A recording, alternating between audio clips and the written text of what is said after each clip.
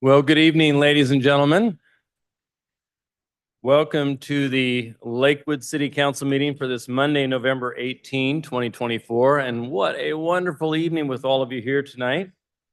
Very much appreciate your attendance and your willingness to come and share and honor Judge Lisa Mansfield. But first, Madam Clerk, if you'd please call the roll.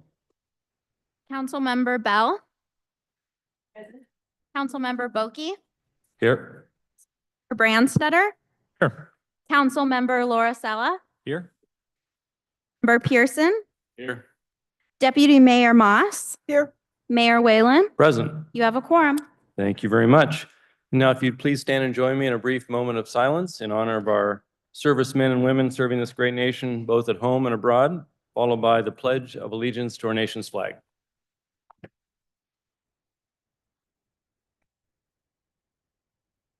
I pledge allegiance to the flag of the United States of America and to the republic for which it stands, one nation, under God, indivisible, with liberty and justice for all.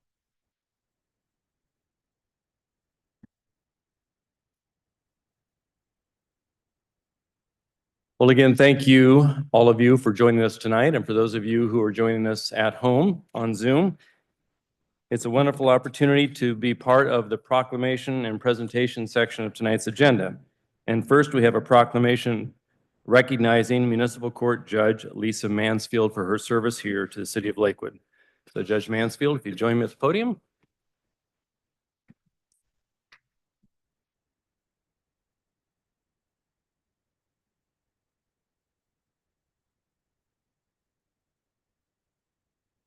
Well, it appears that if I said all judicial officers who are present here in the City of Lakewood tonight, please stand up and be recognized, there wouldn't be anyone else left.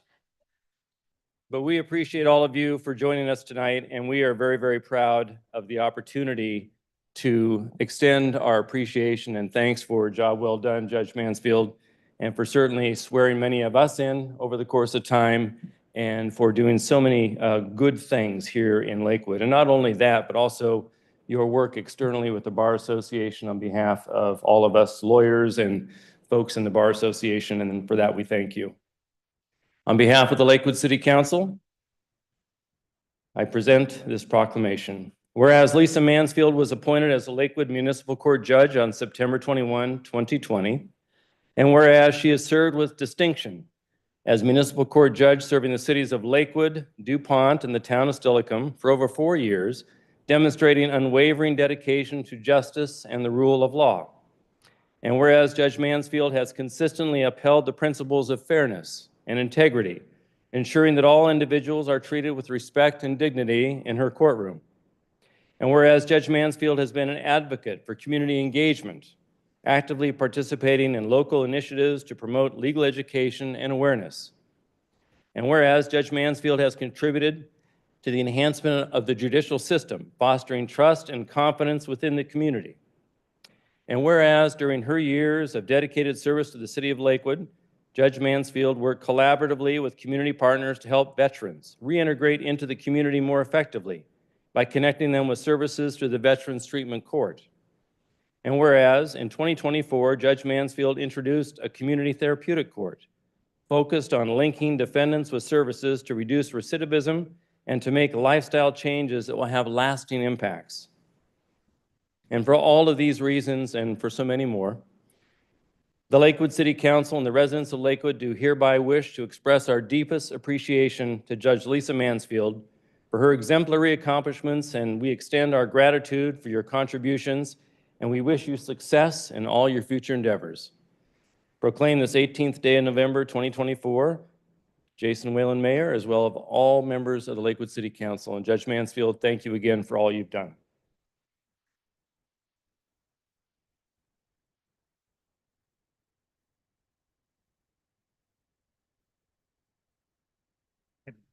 The first thing I want to say is thank you. Thank you to the City Council. Thank you to the City Manager, to the City Attorney, to you, Josie, too.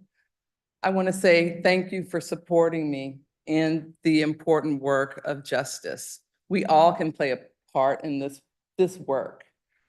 I'm very proud of my involvement in therapeutic courts. It started, and William Wolf can attest to this, it started when I was an attorney at the Department of Assigned Counsel, and I was very involved in creating our state's first Best for Babies program. I'm still proud of that. And that gave me the legs and actually the wings to fly here with an already established veterans treatment court, which works so hard to link veterans to the services they have earned. They earn those services, and we work with the VA to make sure that they get them. The AOC, Administrative Office of the Courts, gave us a grant to start a community court. And it helps those who are most vulnerable and most likely to go in and out of the revolving door of justice. It gives them a place to stop, assess, link with services, and go on to a better life. So what I want to say is that the municipal court in this town is a jewel that everyone should serve and protect. Because when the least of us, when the most vulnerable get the services that they need, we are all stronger as a community. I want to leave you with this. You don't have to be special. I don't know who said this, but you don't have to be very beautiful, special, or perfect to make a difference in anyone's life. You just have to care. So thank you for allowing me the opportunity to care for Lakewood.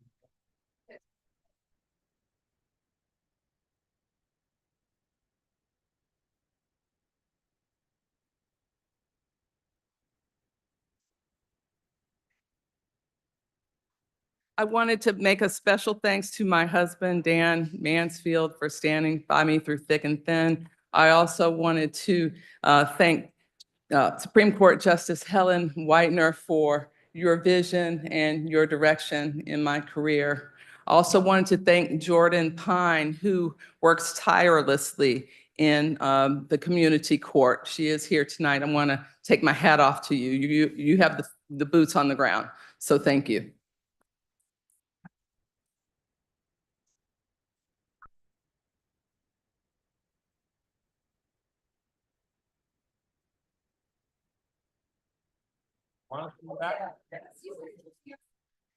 Wants to be sitting? All right.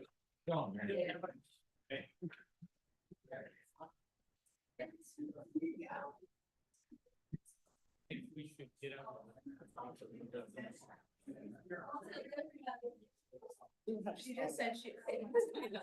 Oh, stand up, okay.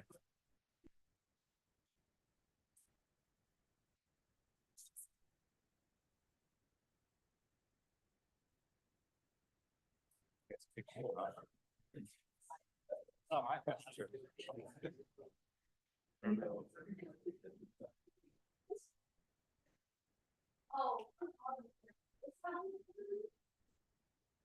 Come on up, Sal. Come on. Supreme Court Justice-elect.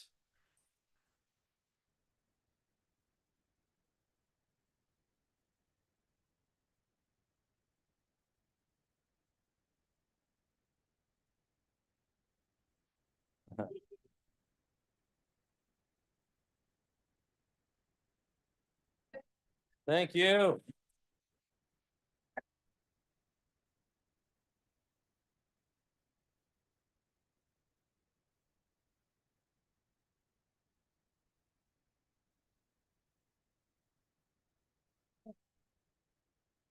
Right.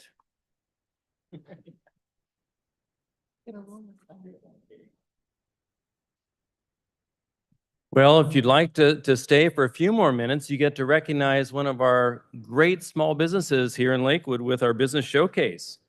So I would like to bring up Sean Luvas of Diamond Designs.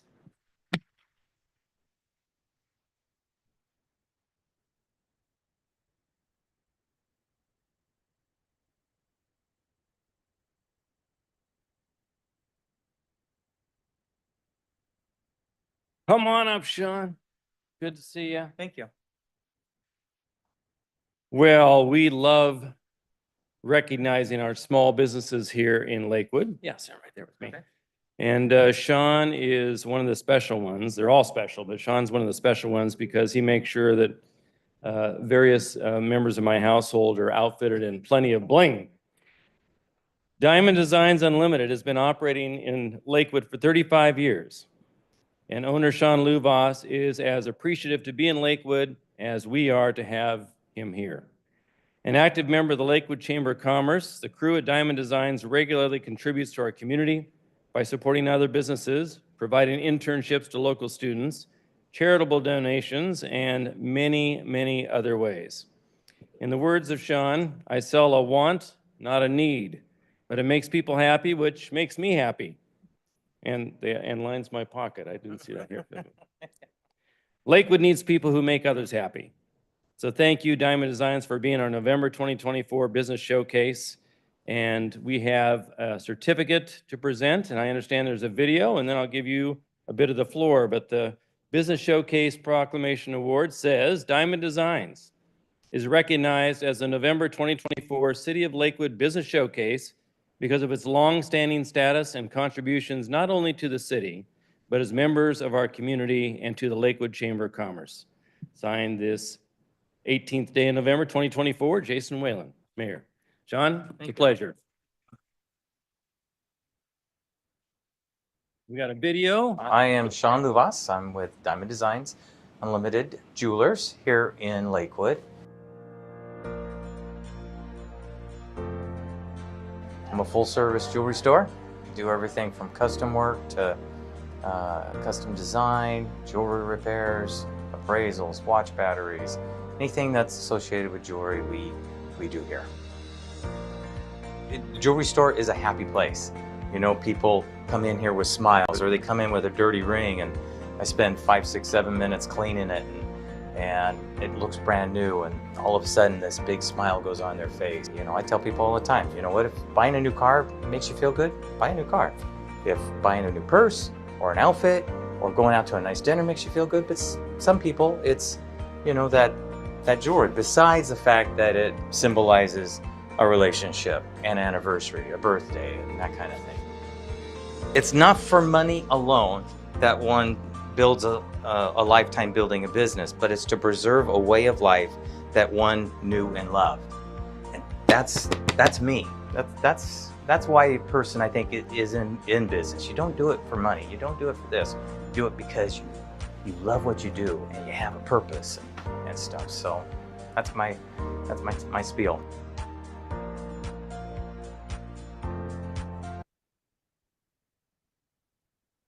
Thank you for this presentation. I do appreciate it. I feel kind of small going right after Judge Mansfield, but hopefully I never have to stand in front of her, you know? So, but I appreciate it. I love Lakewood. I love being planted in the community. I love this community. So thank you. Thank you.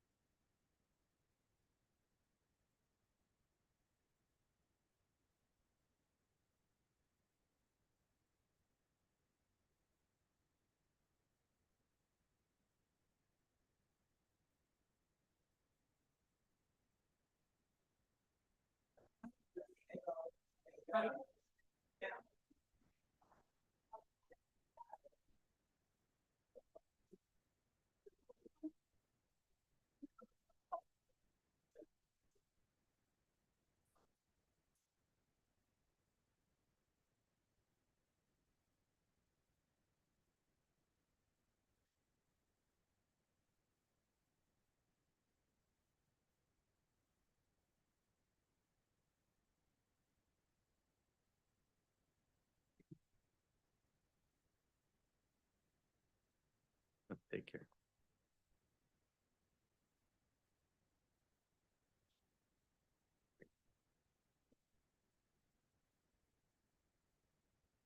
Well, what a great way to start the evening. And again, thank you all for being here tonight to join us in those celebrations. Next, we have the public comment of tonight's agenda. Public comments are accepted by mail, email, or by live, virtual, or in-person comment. Comments may be submitted in advance by mail or email to our city clerk, Ms. Brianna Schumacher, at 6000 Main Street Southwest here in Lakewood, or by email to bschumacher@cityoflakewood.us. Comments received up to an hour before the meeting have been provided to the council electronically, and we ask the clerk to read the names of any members of the public who have submitted written comments in advance so we can maintain a record. Madam Clerk? There were no comments received in Very advance. good. Thank you. Members of the public may comment on items related to matters pertaining to city business here during the public comment period. Please note that comments are limited to 3 minutes per person. We ask that you identify yourself as you make your way to the dais and state your residence of record, and then you'll have your 3 minutes with the clock lit up, hopefully visible to you. Virtual comments are also welcomed here in Lakewood. If you'd like to provide live virtual public comment, please join the Zoom meeting as an attendee by calling the dial number 253-215-8782 and enter the meeting ID number 868-7263-2373. Once in the room, please use the raise the hand feature to be called upon, and we will certainly do that. So tonight, I'm going to call on those who have appeared via Zoom first, and then those who are here in person. I do have a sign-in sheet, but if you didn't get a chance to do the sign-in sheet, don't worry, we'll certainly call anyone who is here who wishes to be present for public comment. So the first hand I see raised, Madam Clerk, is Mr. Dennis Haugen. Oh, Christina Minetti. It was blocked. Sorry about that. Hello, can you hear me? Yes. Hello, everybody. Christina Minetti, Lakewood. I was disturbed to hear that the city plans to increase our taxes. Just because state law allows it doesn't mean the city has to do it. I read that the city has increased taxes the maximum allowed amount since incorporation. Now would be a good time to stop. It's not an appropriate time to be raising taxes. Higher taxes and cost of living have been on everybody's minds lately. People are being crushed by high inflation and costs of daily goods like groceries. Yet citizens look around Lakewood and see our tax dollars being wasted all over the city. We marvel at the wasted money on ugly public art that cost at least $150,000, looking like it belongs on a rusty scrap heap, for roundabouts that have destroyed irreplaceable Gary Oak critical area on Hipkins, completely unnecessarily on a side road with virtually no side traffic, while obliterating and therefore wasting the previous taxpayers' money on earlier iterations of traffic calming devices for that same street. 12 Gary Oaks in the critical area were destroyed for sidewalks on Phillips Road in 2022. This autumn, we saw our tax dollars, 104,595 of them, according to the agenda of August 5th, pay for the destruction of our neighbor's home on Edgewater, for a boat trailer parking lot, plus, of course, related legal fees, and needless improvements to the tune of millions of dollars for a garbage-strewn 1-acre roadside strip covered in waterfowl excrement and invasive species. Lakewood, take care of what you have first. Then we heard about the $8 million payout to Saeed Joaquin's family. Presumably some of that money will be paid by the insurer. Still, this leaves us asking, why should we give the city of Lakewood more of our hard-earned money when they squander it on destroying people's homes, obliterating protected nature, and paying off the family of a murdered innocent young black man who never should have died that day in May 2020? How can you possibly justify wanting even more of our hard-earned money? Make do with what you have. Prove to the citizens that you deserve yet more of our tax money before helping yourselves to it. Of course, the city will probably say that some of it is from grants or ARPA funds, but grants and ARPA funds are not manna from heaven after all, but rather came from our taxes too. Modesty and frugality seem to have become forgotten values in America. I'd like to request that the city refrain from increasing our taxes and tighten your belt instead. Impress us. Look for ways to reduce spending. Earn our trust first, and then maybe you can ask us later whether we want to give you any more of our hard-earned money. Thank you very much.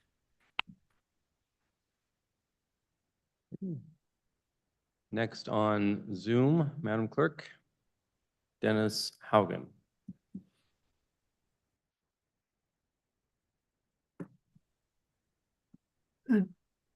Dennis Haugen from Sioux Falls, South Dakota. Previously lived in Lakewood, moved away 4.5 years ago, which has given me a lot of time to make comparisons. And there's a lot of influence coming from Washington, D.C. bureaucrats on the school system, the way the schools are run, city councils, and so on. In my opinion, those influences coming out of bureaucrats in Washington, D.C. have been detrimental. Detrimental not only to your community, but detrimental to other communities. But we see the winds of power changing. And such concepts that we hear coming out of different institutions, like math is racist, CRST, DEI, sanctuary state. All of those are things that probably need to be gone, in my opinion, and I think a few other people. Chad, what happened there? You know, by comparison, other states and cities had these problems, and they handled them. They solved them. You know, all kinds of crimes didn't go on week after week, day after day. So in my opinion, I've seen a lot of comparisons. And they're not good comparisons in the sense that one side is negative and one side is positive. And in my opinion, your city and your state is probably on the negative side, going in a negative direction. Thank you.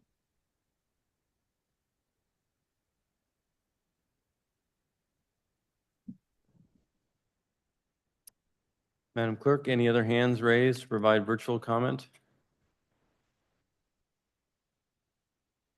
I do not see any more hands raised, Mayor.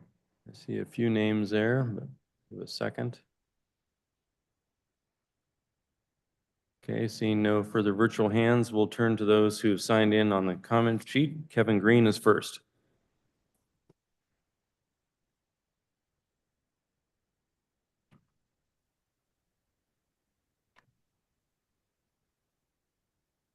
Kevin Green, Tacoma. Good evening, Mayor, Deputy Mayor, and City Council.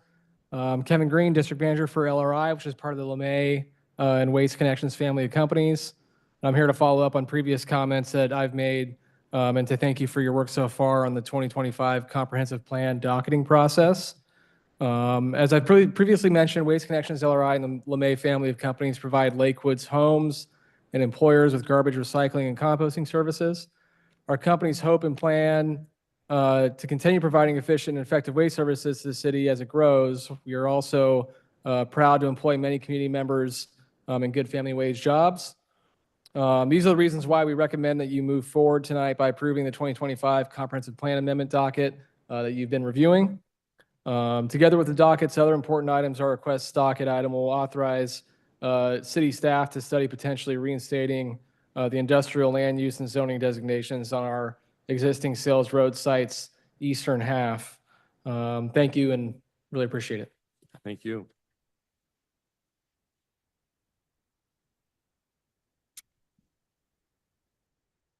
Next, Mr. Mirzelini.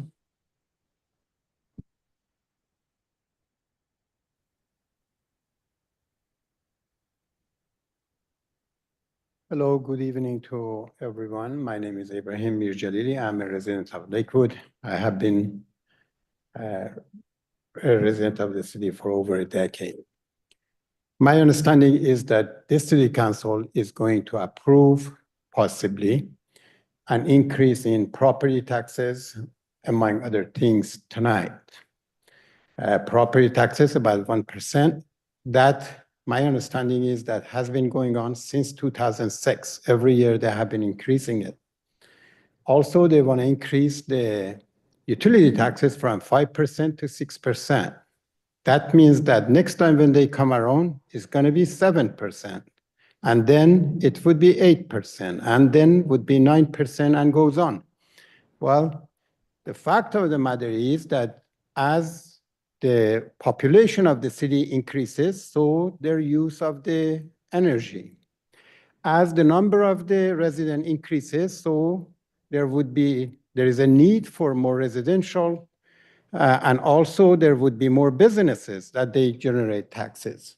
Considering all of that, I cannot understand why, when the price of the energy would increase, the price of the properties would increase, there is a reason to increase the property taxes.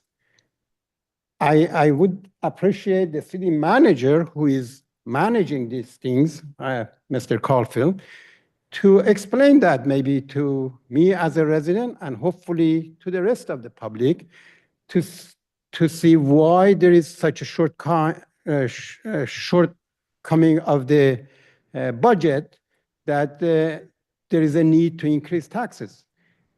I could see that in the last few weeks has been talking about how they could generate more revenues. One of the revenue was that I'm very disturbed by, to issue a license for rental property, like somebody who might have a unit that would want to rent that property. That makes issuing a license for that person brings an unnecessary burden and also financial, not only to them, but actually the people who are renting from them, because the property owners, the small property owners, they are not going to print money. They are going to recoup that through as an expense for them. And that means it's going to be actually paid by those who are most disadvantaged. This is not the right thing to do. I do understand that you want to control everything, but please explain it properly to the public. I appreciate it very much. Thank you. That's the last individual who signed up. Are there any others in the audience?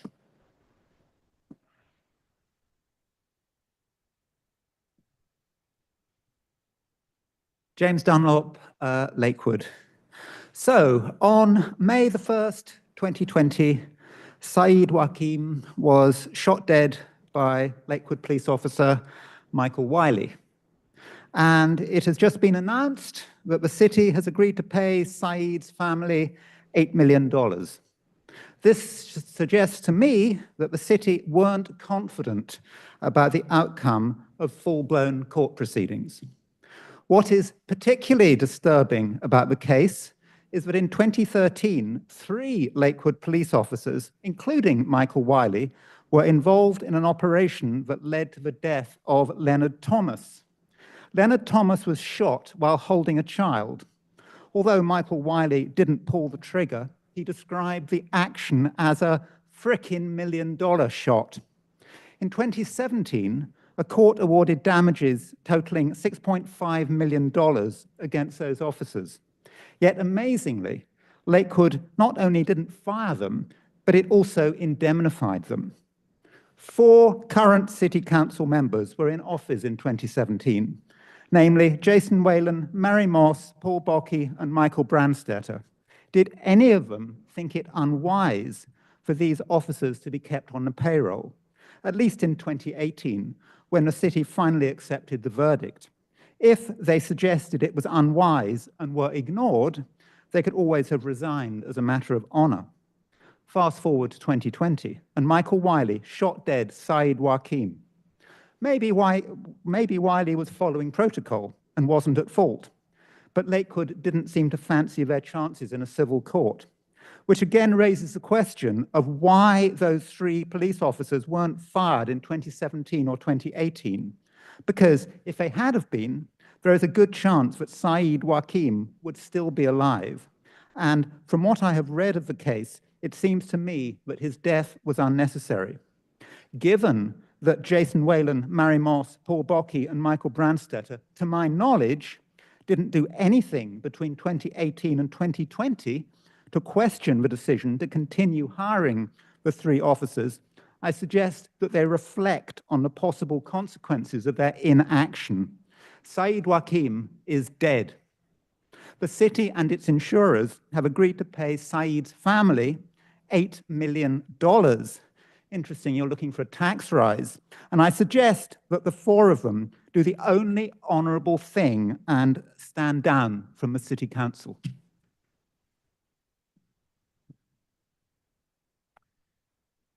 Any others in the audience who wish to address council providing public comment this evening? Seeing none, we'll declare the public comment period closed. We now turn to the consent agenda. Madam Clerk. Consent agenda A, approval of minutes of the city council study session of October 28th, 2024. B, approval of the minutes of the city council meeting of November 4th, 2024. C, motion number 2024-76, authorizing the award of a construction contract to Miles Resources LLC in the amount of $606,000.99 for the South Tacoma Way 96 to Stillicum project. D, motion number 2024-77, approving a grant agreement with the Washington State Department of Commerce to upgrade permit software and supporting tools. E, motion number 2024-78, authorizing the award of a contract with Provac in the amount of $1,277,729.10 for the surface water infrastructure cleaning and inspection services project. F, motion number 2024-79, authorizing the award of a contract with McDonough and Sons, Inc. in the amount of $275,437 for the 2025 to 2030 street sweeping services contract.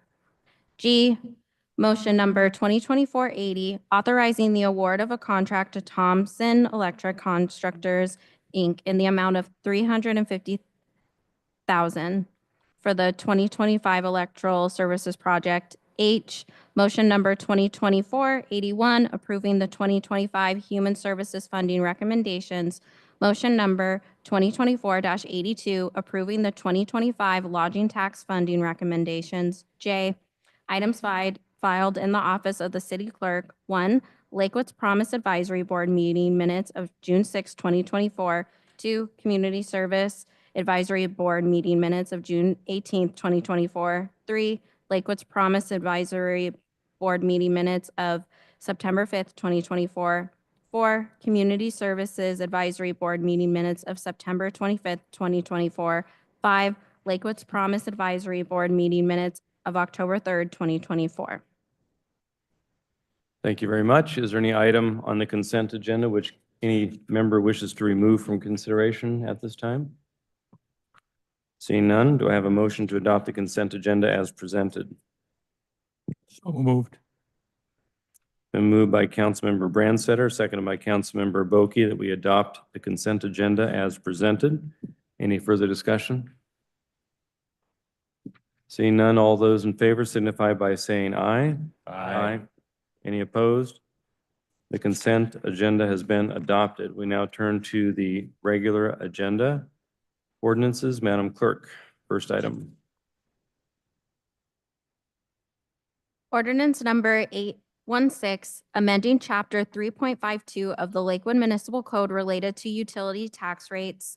Ordinance number 817, relating to ad valorem property taxes, establishing the amount to be raised in 2025 by taxation on the assessed valuation of the property of the city and settling the property tax levy rate for 2025. Thank you. We'll just take the first one first. No problem. So ordinance number 816, if we can have Deputy City Manager Ms. Kraus give us a brief overview on this one. Ordinance number 816 is an increase in the utility tax. The utility tax on electricity and natural gas is currently 5%. The proposal is to increase that to 6%. This would bring it consistent with the majority of the cities in our surrounding areas. The impact of the utility tax moving to 6% for the average Lakewood residential bill is, for natural gas, $1 increase per month. For electricity with Puget Sound Energy is $1.63 per month, and with Lakeview Light and Power is $1.08 per month. And that concludes my presentation. A quick clarifying question. There was some public comment about whether the rates could exceed 6% year over year in the future. These are limited by state law, is that correct? Yes, that's limited to 6% by state law. After that, it would require a vote. Across the state, though, it wouldn't be, Oh, yes, yes, across the state, not just for City of Lakewood. okay? Any questions of Ms. Kraus? Councilmember Pearson. Thank you, Mr. Mayor. We've talked about this a few times, but can you just refresh our memory on some of the additional items that the city's been required to do moving forward without additional state funding that's kind of put us into somewhat of a bind, in not getting additional budget? Well, for this utility tax increase, it would be to fund the 4 police officer positions from the 23 and 24 budget. The 4 police officer positions are proposed in the 25 and 26 budget, and that's what this utility tax would be covering. Okay, thank you. Councilmember Lauricella and then Councilmember Boki. Thank you, Mr. Mayor, and thank you, Ms. Kraus. We have 3 companies that provide power to our residents, right? Yes, And TPU is one of them, and they don't pay necessarily a utility tax, but they pay something similar to that. That's 6%. Is that right? yes, theirs is a franchise fee. And conceivably that gets rolled down to the customers of TPU. And those customers, Lakewood residents, are paying that 6%, whereas our other residents with Lakeview Light and Power and PSC are paying 5%. Well, because it's a franchise fee, I can't tell you that it's 6%. It may be like a 7.5%, but that's through a franchise fee and not a utility tax. But May Councilmember Lauricella, it's a non-compete fee, which is synonymous with the utility tax. It's just because it's government to government. But in response to your question, yes, TPU customers are paying 6%, while Puget Sound Energy and Lakeview Light and Power are paying the lower rate at 5%. So this ordinance, if adopted by the city council, would then equalize that across the board. Okay, thank you. You're welcome. Okay, thank you, Mr. Boki. Any further questions of Ms. Kraus? Mr. Branstad, do you have anything? Okay. Very good. Seeing no further questions for Ms. Kraus, do we have a motion to adopt ordinance 816? So moved. It's been moved by Councilmember Lauricella, seconded by Councilmember Boki to adopt ordinance 816. Any further discussion? Councilmember Branstad. Yes, Mr. Mayor, this is this increase from 5 to 6% this is not the first time we have considered it over the past decade. It's come up a number of times, in part because it's allowed.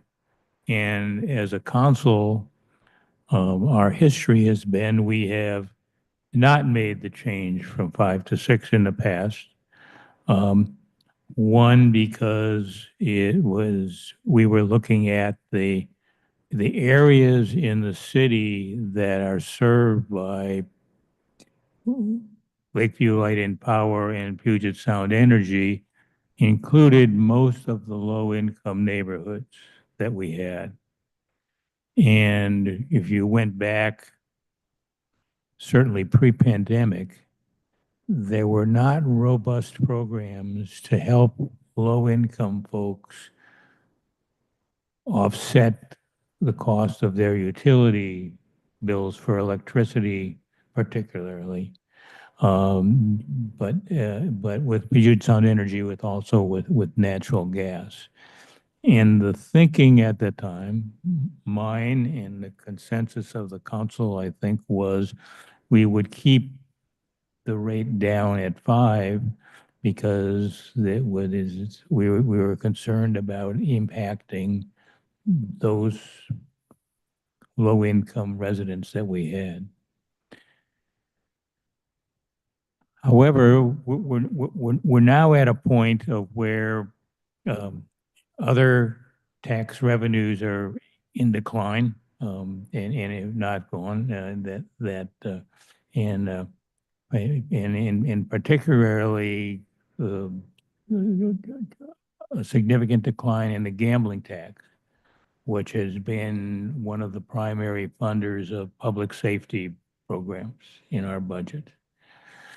And we're not of a mind to reduce our public safety structure in terms of staffing or effort. And additionally, and perhaps importantly in my mind, the utilities themselves have moved forward and created those more robust programs to help the lowest income folks that you could do that. And it's not, and their levels of where you can get assistance are not rock bottom income levels. They're really at in the AMI bands that we're being asked to consider things for. So I think we're not necessarily having that same impact that we were looking to offset previously. So for me, the combination of the actions of the utilities and the public safety needs that we should be making sure we have adequate funding for to offset other revenue losses lead me to support this change here this evening. Thank you. Any other, Mr. Boki? Yeah, if the sales tax is regressive, the utility tax is even more aggressive, and but it's what we're allowed to do, and it's one of those cases when you're in elected office, you have to make a tough choice. I think this is at best, medium-term solution to a longer-term problem of our overall personnel costs in the city that, and hopefully if the economy stays good or improves, we won't have to have this discussion in 2 years because we're kind of out of options, as you mentioned earlier, Mayor. And so I'm hopeful we can continue to move forward with what we can do, but I think this is a medium-term solution to a longer-term problem. And so I'll be supporting this because I think we have a general agreement as to where we want to go right now as a city in regards to public safety. But, we'll see where it goes from here. Thank you. Thank you. Any other comments, questions on this one?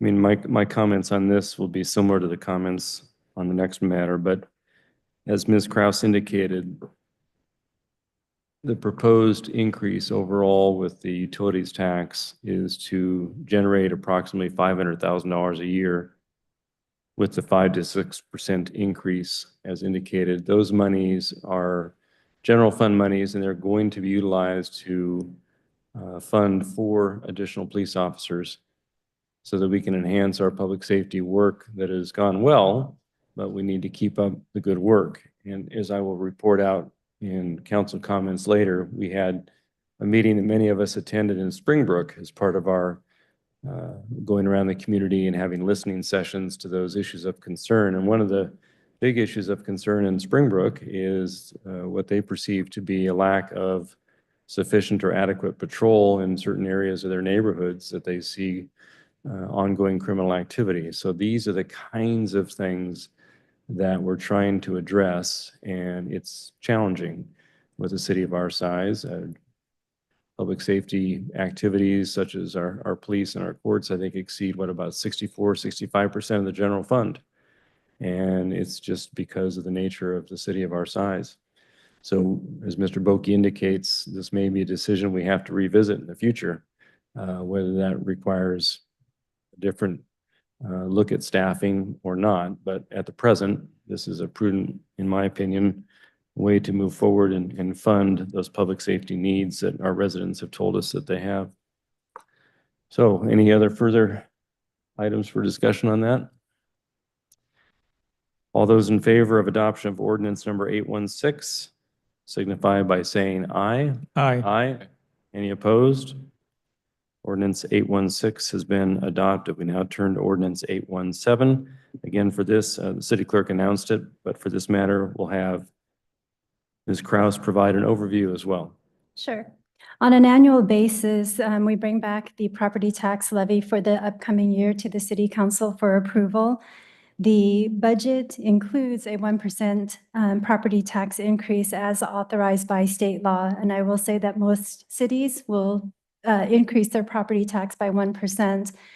For 2025, a 1% tax increase equates to $79,000. And the cumulative effect of not taking that $79,000 increase this year equates to about $486,000.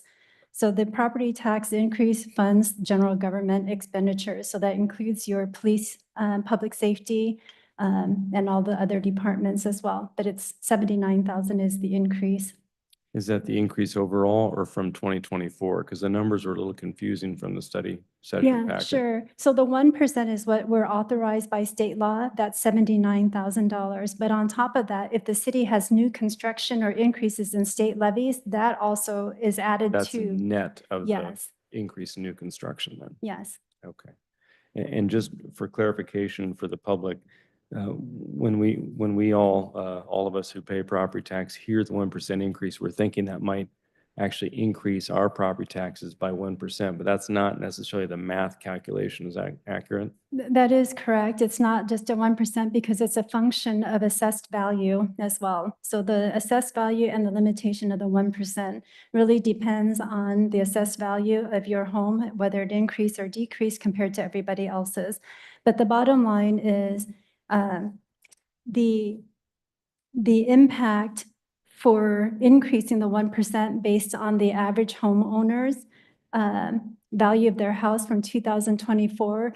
And I didn't bring the packet with me, but it comes out to like $10 and some cents. And compared to annually, and compared to not taking the 1%, it's about a $3.63 or so increase from 2024. But the amount that the property tax that the city gets is relatively small. The biggest chunk goes to the state and to the schools.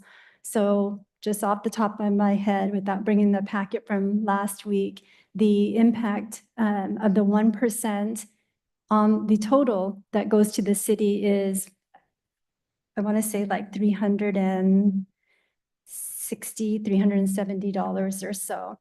And that's the total. So it's not an increase on top of what you already paid in 2024. The increase is more like $125 compared to 2024, assuming that, you know, the average homeowner's value. Very good. Questions on that, Mr. Boki? Yeah, Ms.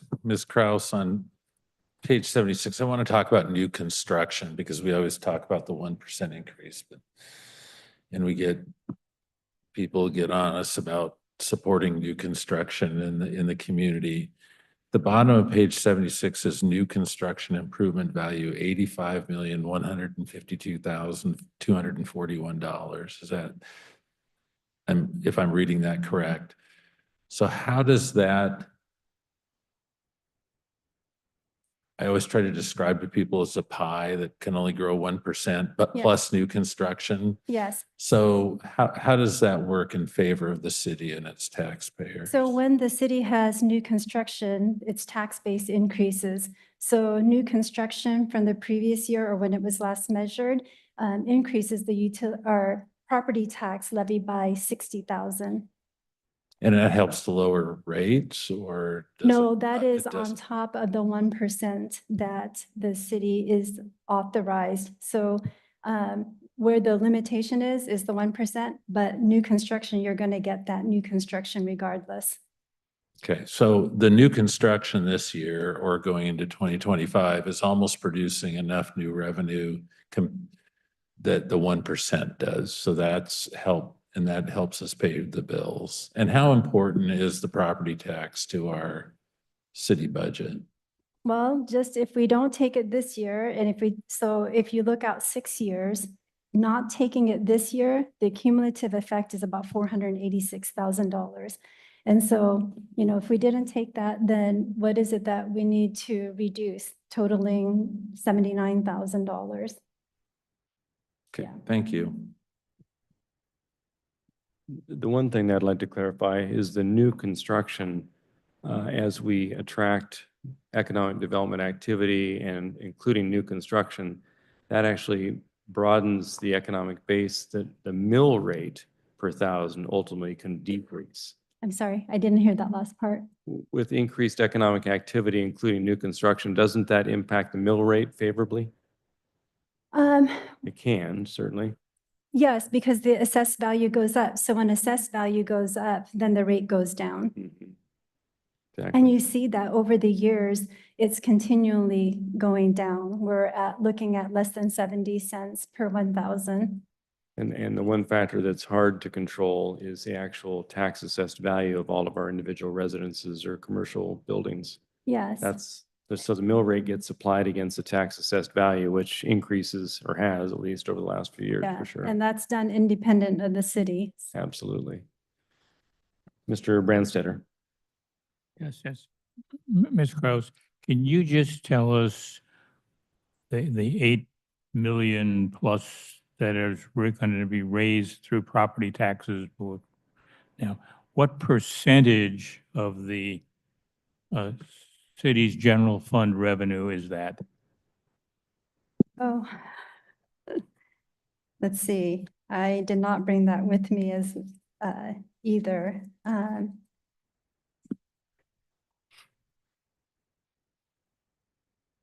Yeah, I don't have that number right off the top of my head. Well, yeah, I mean, is it a ballpark? Is it around 30%, around 50%, around 70%? So for the general fund, it is in our top 3 of the revenue generators for the general fund. Yeah. So let's just say it's going to be more probably like 25% or so. Okay, which would mean that we have a general fund of somewhere in the $30 million. General fund is more like 50 something. million. So 8 million would be more like 15%. Okay. I'm sorry. So in a ballpark figure would be more like 15% of the general fund. Yeah, probably. Okay, Yeah, thank you. sorry. I've got lots of numbers in my head Yeah, and yeah. No, the general fund is a little north of 50 million this next year, I believe. yeah. Okay, any further questions for Ms. Kraus? Seeing none, do I have a motion to adopt ordinance number 817?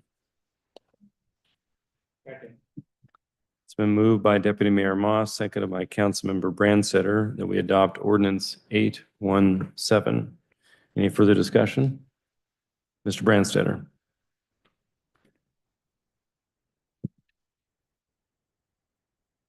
We go through these calculations regarding the property tax and setting a new levy annually. That the 14 years that I've been on the council, have been doing that.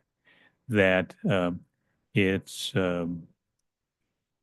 something that's very restricted by state law, and the state law is directed by an initiative of the public back in history that set the 1% limit of saying you just can't go and get more than 1% more money than you got last year, which is with the new construction thing over there. And But one thing that seems different to me this year is that in past years, we sort of went through this as somewhat of as a housekeeping process. And it didn't seem like a lot of people were paying attention.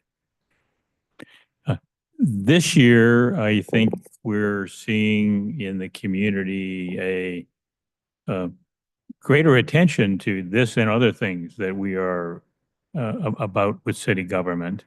And that's a good thing. I think that there is not great understanding about how it works. And some of the comments that I've seen about wanting to have the city should just live within its means and be able to go and do that.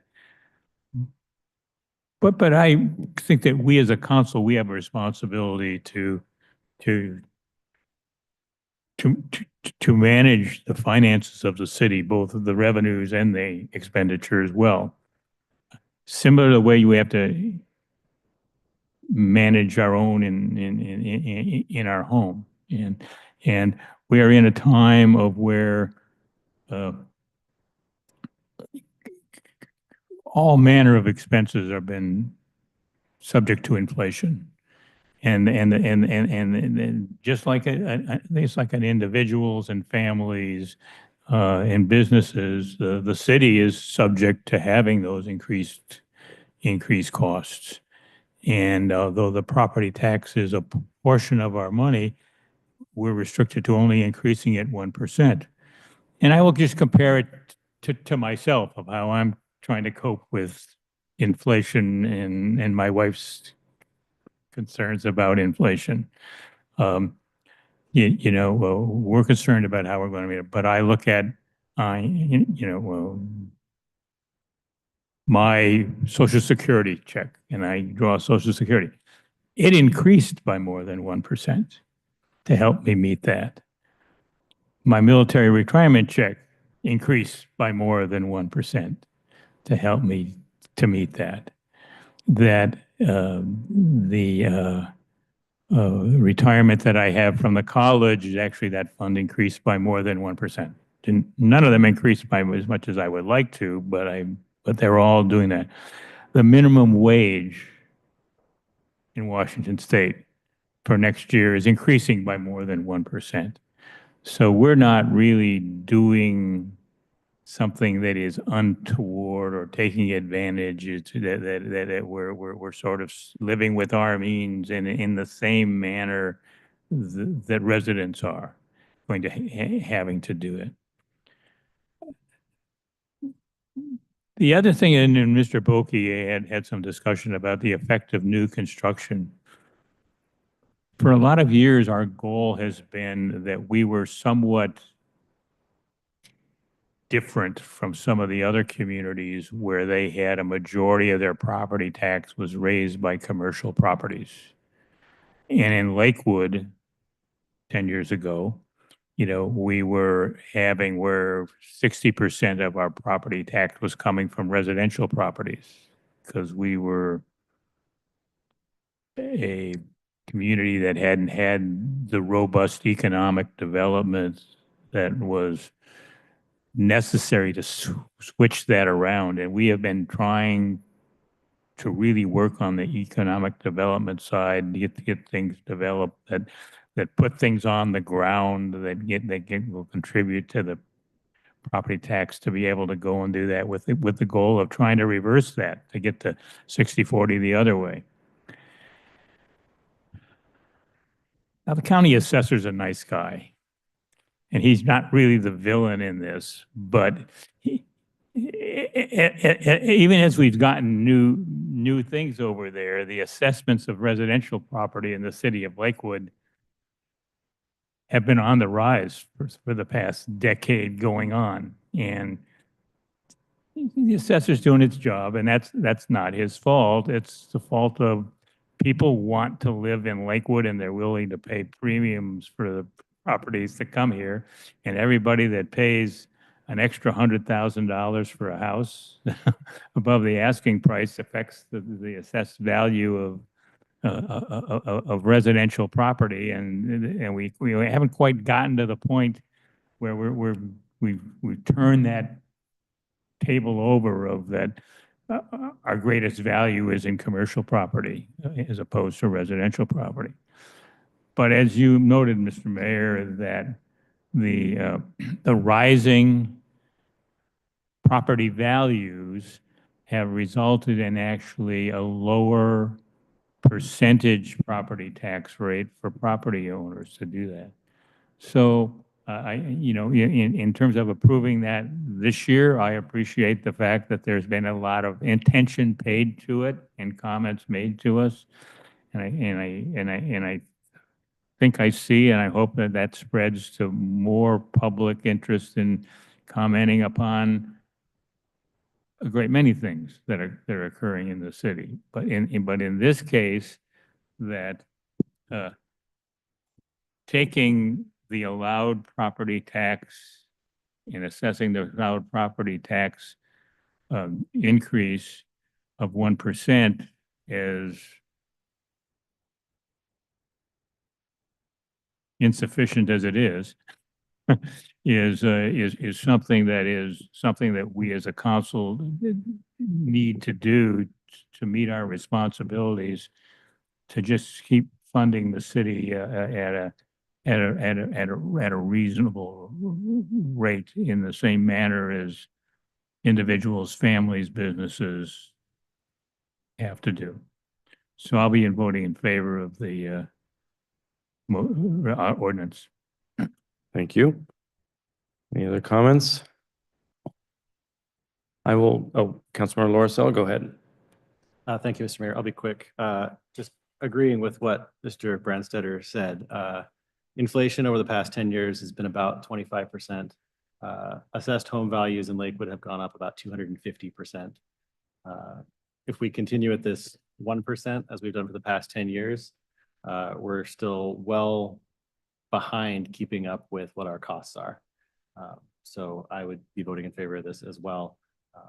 And we may want to consider in the future other ways to generate funds to keep up with inflation. Thank you.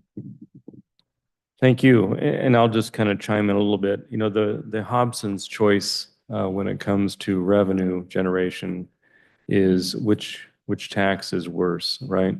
We've received a lot of commentary on social media and elsewhere about the property tax. But, you know, having had a little bit of benefit of working in another jurisdiction, the one thing that Lakewood does not have, and that our founders made decisions on years ago, was that Lakewood doesn't have any impact fees, you know, except for the transportation impact fee or assessment in the town center that was just something recently done a few years ago. But we have no school impact fee. We have no fire district impact fee. They're a separate taxing district. We have no park impact fee. And, you know, we don't have any impact fees to speak of. And so we operate as best we can, as leanly as we can on those mechanisms that generate the revenue that we have. We also made the decision years ago to not have a B&O tax. So some jurisdictions have up to 4 different impact fees plus a B&O tax. We don't have any of those. So the challenge to operate a city that's growing on declining retail sales tax, declining liquor revenue shares, declining gambling taxes is really challenging. And so when you look at the various tools that a city like Lakewood has, they're somewhat limited. And so we are doing, as Mr. Branstetter and others have indicated, the best we can with the few tools we have in our toolbox. When I look at the Assessor Treasurer website, and I look at the 2024 dollars per thousand of value, the total taxation was $10.49 in Lakewood here per 1,000 in value. And the city's portion of that was 71 cents of the $10.49 per 1,000. The county takes more than the city of Lakewood at 74 cents this last year. The state of Washington takes $2.31 of that. The school district is $3.27. The fire district is $2.68. And we do all of the parks work, all of the public safety work, all of the road infrastructure improvements and the matching funds, all of the various general government things that we do on 71 cents of that $10.49 per thousand. And next year, it's going down from 71 cents to about 68 cents. So it's challenging. And the thing that we don't control much is the increase in tax assessed valuation, which is a function of housing demand. We've all heard it and talked about it. The housing demand keeps continuing to rise here in the South Puget Sound, and supply is not meeting demand, which causes prices to increase. So if you want to see lower taxes, help us with increased economic activity. And that's why we have things like the industrial areas in the Woodbrook Industrial Park. We're trying to generate and balance zoning, so we have a mix of various properties so that we actually have robust economic development, because increased economic activity will lower that mill rate for all of us. So it's a long way of saying I'm supporting the 1%, but it's important to get the information out there. Any further discussion on that?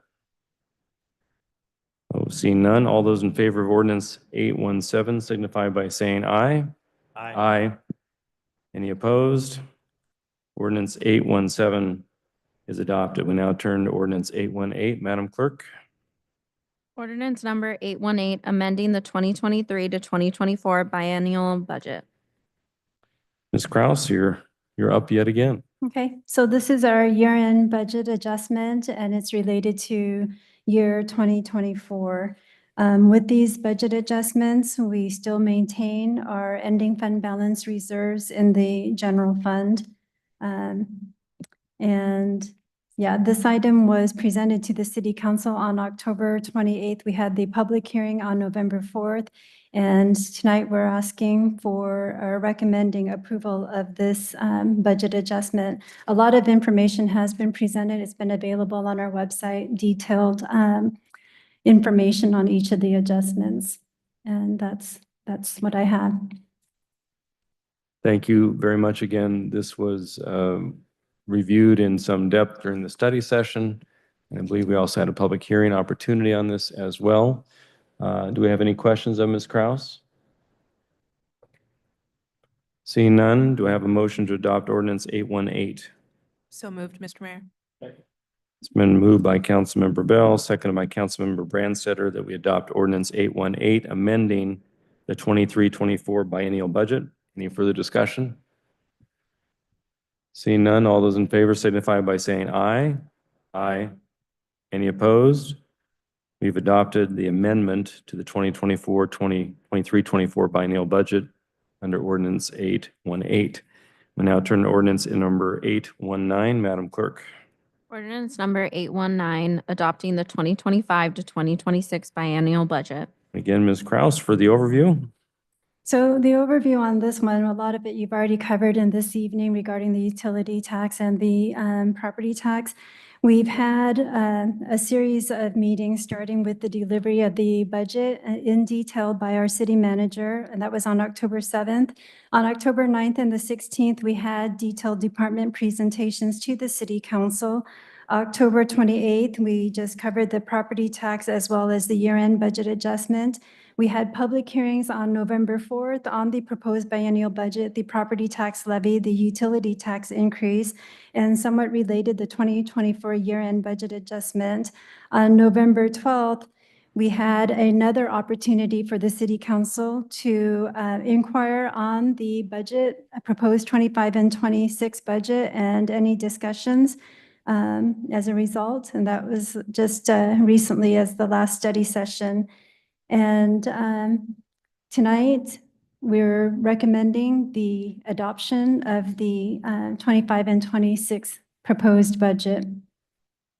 So a lot of this information is on the website, and it's been up there since November or October 7th. Thank you. And on page 103 of our packet under your Exhibit A, just to answer a previous question, the general fund proposed for 25 is 51,687,000, and 26 is a little over that. It's 53,253,000, I believe. So that again clarifies the amount of the actual general fund of the other various general government funds. Yes. Mr. Boki? Ms. Kraus, I mean, we've talked about two tax increases tonight. Explain to us and to the public, I mean, we've discussed it at a study session, what kinds of reductions have ended up in this budget, because we started out with a fairly significant deficit. Yeah, there was it's not just looking at the 25 and 26 budget, the reductions that were made, but it's been an ongoing, just being very conscious of how we spend our money, watching the revenues that come in and making sure that we align our expenditures with the revenues and not exceeding that. There are a number of reductions. The executive leadership team, working with the city manager, went through a very thorough process in determining what resources were needed, given the amount of revenues that we're anticipating. So, some of the reductions include not filling positions that were limited term, positions that we felt were very important, but due to limitations on the resources, were not being proposed to be filled in 2026. There are some positions that are vacant that we're not going to be filling, and that includes, after the retirement of 2 sergeant positions, not filling those positions after the process that we have for filling or promoting up to it. There are, for example, not filling a court clerk position that's vacant. There's lots of various line item reductions, just kind of here and there to make up for it. In the budget document, which I apologize, I left it in my car. But there's just a list, and each of the department was required to come up with a percentage reduction. There's also measures in place currently still, similar to what we did during the pandemic when we were unsure of what the revenues would look like. We put a pause on discretionary spending. And so, really we're paying for salaries and benefits, even out-of-state travel, we've limited that. So we're hoping that will help bring up the ending fund balance in 2024 to help offset these increases in 2025 and 26. And a lot of those increases, we have personnel cost increases, benefits are, the cost of medical and such are increasing. So, but we've also, through this budget, continue to support programs that have been very beneficial to the city related to public safety. You've heard from our police chief the great work that, those cameras I lose all of the technology that we've invested in public safety has paid off. So we're continuing to do that. We've invested a lot in cyber security. So we've really had to balance what's really, really important to the city versus what we can, hold back on. But we have taken a close look, and we are pretty tight on just our operational budget. And there were reductions in where we've been able to, in the past, make some transfers out of the general fund to help us with things like roads and some of the other capital items. We've either reduced those or eliminated those going forward, correct? We've had limited capital projects funding, and, even the departments on then have really tried to make the most, with what they have in that. We've, consolidated our public works and planning department that was formerly community and economic development with our public works. We've hired our planning and public works director, Jeff Remack, and he's come in, done a lot of things to improve efficiencies. We've done the same with hiring our police chief, who's made a lot of change. And so we continue to do that. But with going back to our planning and public works, that's the elimination of 1 FTE. And then really from a capital side, just really trying to free up the general fund by charging to the projects, trying to seek grant reimbursements where we can for personnel costs, things like that. And I don't want to take too much time, but we really are under challenge. It was mentioned earlier, the challenges of inflation. So not only does competitive pay, it's hard to keep up, but we are in a competitive market for personnel when we do have positions open that we have to fill. Insurance costs have gone up for everybody. Vehicle costs have gone up Yes. for everybody a lot, and we have a lot of vehicle costs. And I want to note, because we talked earlier about, we're fully staffed in the police department, but we're already probably sacrificing at least 2 positions in the next couple of years, it sounds like already. Yes. Okay. Yeah. And even though we're fully staffed, we were really at this staffing level 15, 20 years ago in the. Yeah, our staffing levels have not really changed. If anything, 10 years ago, we reduced the staffing levels, and we've done a lot more, but still maintaining those staffing levels. We've got, a lot more capital projects that are occurring in both parks and public works. But you're absolutely right. It's inflation. So all of our costs are increasing. And you're absolutely right about being competitive with positions, hiring positions, bringing them on, as well as retaining those positions. Our insurance has increased, and everybody's has increased, and that's just the nature of the market now, with all of the things that you've seen on the news in terms of payouts. And prior to that, it was all of the fires and natural disasters and things like that. So we've seen quite a bit of an increase in those areas. Thank you. And then one of the things that isn't necessarily reflected here, but the potential impact of the Washington Supreme Court making a decision on indigent defense caseloads. Yes, that's not, and we have no idea what that's going to look like, but we can expect it to be very costly. Yeah. Another That's 100. not even factored in here yet. Exactly. Yeah. Any questions of Ms. Kraus?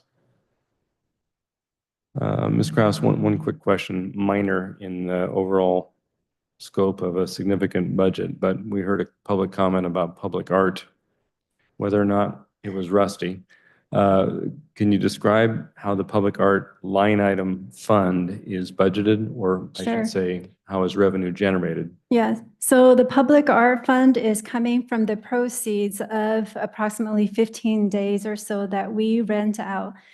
Well, actually, let me step back. So the Public Art Fund is being funded from rental revenues of the McGavick Center. And we got that through starting from about 2017 or so, 27.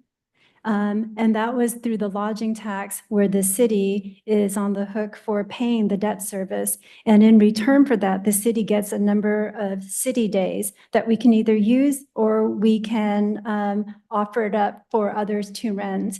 And we anticipate that to be $15,000 annually. We accumulate that over time. Sometimes we get contributions from, the public, and that just adds to it.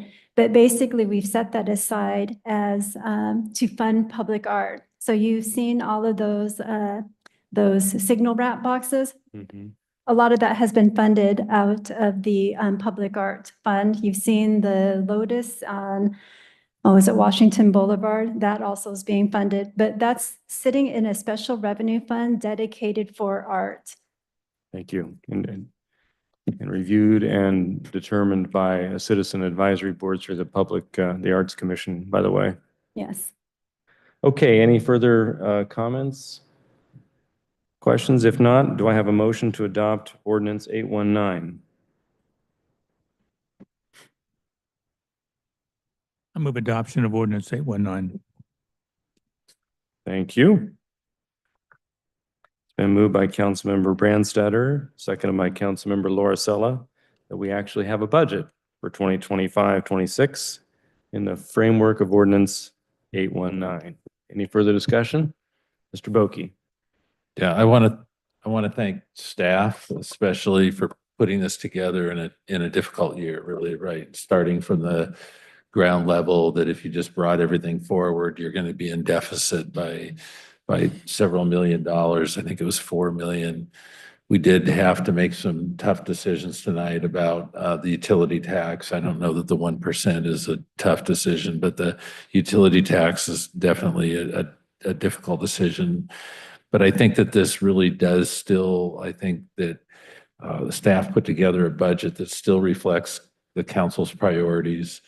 Public safety is pretty well fully funded, although there, you know, as we talked about, there are those two other positions out there, improvements in technology. And I know people take shots at it, but, you know, beyond the general fund, there is public art, and it's important to this council, and it's been a goal of ours. There is a lot of construction in both transportation and parks. And I would point out that, and because I guess we're going to still continue to have these discussions about sidewalks, sidewalks are not just roads. Sidewalks are increasingly considered to be recreational amenities, especially in urban areas that don't have a lot of parks such as ours. You want people to bike, you want people to walk, and so they are absolutely important. There's a lot of that work being done in this budget. There's a lot of parks work moving forward in this budget. There in all the community festivals that everybody loves is really well funded in this budget. So proud of the work that staff did to really stay within council, keep council priorities up front in what is a difficult budget year, not an impossible one, but a difficult one. So I'm in favor of this. I think that it's a good budget. I think a lot of compromises were made along the way, and we're just going to have to grin and bear it for the next 2 years and see how things work out. Thank you. Very good. Mr. Branstetter? Yes, Mr. Mayor, you know, and I'm also in favor of the budget as proposed. And I'd like to echo Mr. Boki's compliments to staff who have made a significant effort to make sure that we can maintain the things that the community has both desires and comes to expect, but they've balanced that with being frugal in terms of not having a lot of nice to have things that are just there. And that the other thing that staff is to be commended about is that they have they are at the forefront of our obtaining alternative sources of money, so that there are, particularly on the capital side, a lot of things that we can do with essentially other people's money that come from the federal government or the state or elsewhere, that aren't revenues that are directly generated from within our community. And our staff has been exceptional about it in recognizing where opportunities exist and then pursuing them in an impressive professional way that leads to success. And that's been reflected in each of our biennial budgets going forward. And that indicates that earlier this evening, we looked at approving a budget adjustment where additional revenue flowed into the city from other places during the course of the biennium. And that is through the efforts that staff make to try to find ways to fund the things that the community needs and desires. Councilmember Bell, thank you. Mr. Branstetter? Thank you, Mr. Mayor. Exactly what Councilmember Branstetter and Councilmember Boki said. I just wanted to add to that the education, the whole process through this has been really, I think, beneficial not only for the council, but for the residents to see. And it's been a longer process, which I've liked, and you have really walked everybody through everything, and it hasn't been just all at once. So I think it was more digestible. And so I just wanted to commend staff on that, really appreciate that. And also, I really think that finding the innovative funding sources has been great to see, and all of your efforts are just to be commended. So thank you, and I will be in support of this. Thank you. Any further comments? I will echo my thanks to staff, and that includes our city manager, who continues to exercise excellent stewardship of our financial ship. You know, there are a lot of other jurisdictions around the Sound that are grappling with budgets and deficits, you know, from the news.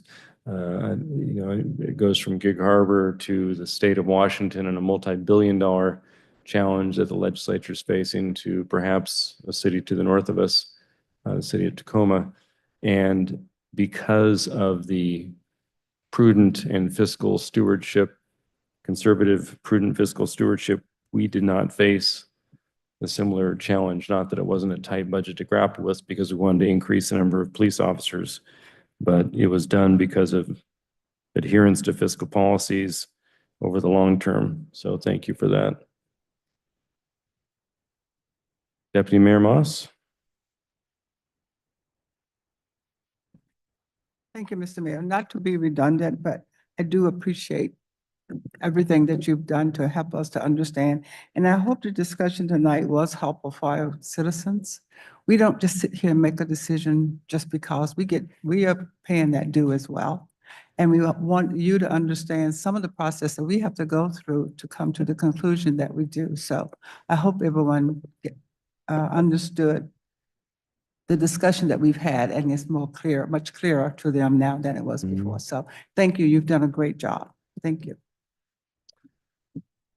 Again, unless there's any further discussion, all those in favor of ordinance number 819 signify by saying aye. Aye. Aye. Any opposed? We have unanimously adopted a biennial budget for 25-26. Thank you. We now turn to ordinance number 820. Madam Clerk. Ordinance number 820, amending Lakewood Municipal Code Chapters 18A.10.20 and 18A.30 to address 2 SSB 5290 Local Project Review, Chapter 36.70B RCW, and establishing an effective date.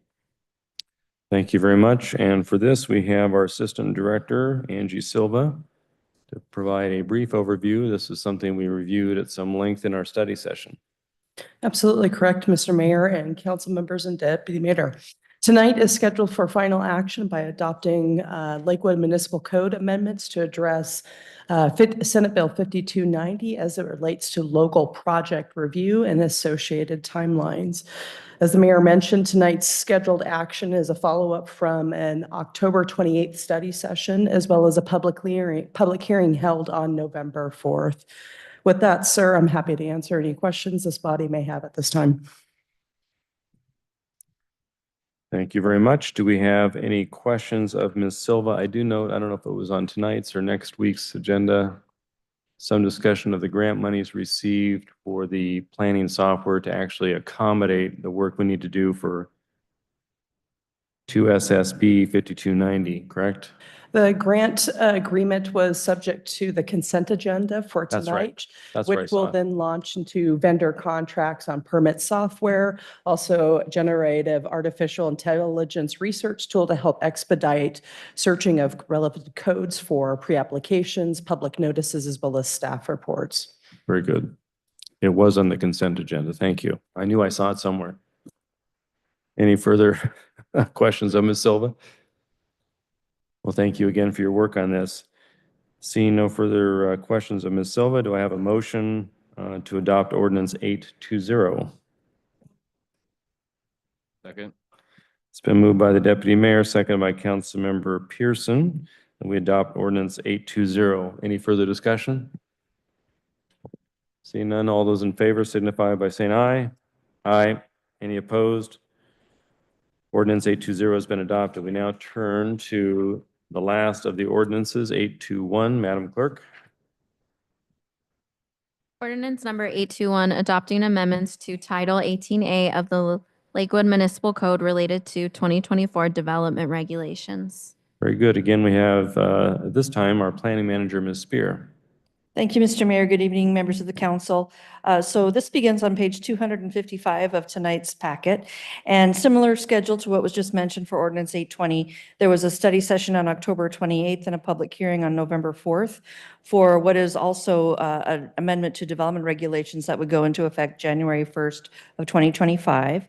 One thing to mention is that in addition to what you heard at the study session and the public hearing, one additional definition has been added consistent with state law. That is considered Amendment Number 4 to the ordinance, and it's just the definition of middle housing verbatim from the RCWs. With that, I'm happy to answer any other questions. Thank you. Any questions of Ms. Spear on this matter? Seeing none, again, this was something, I shouldn't say something, it was an item of significance that we discussed during a study session. Seeing no further discussion or points, do we have an ordinance, correction, a motion to adopt ordinance 821? So moved, Mr. Mayor. Moved by Councilmember Bell, seconded by Councilmember Brandstetter that we adopt ordinance 821. Any further discussion? Seeing none, all in favor of ordinance 821 signify by saying aye. Aye. Any opposed?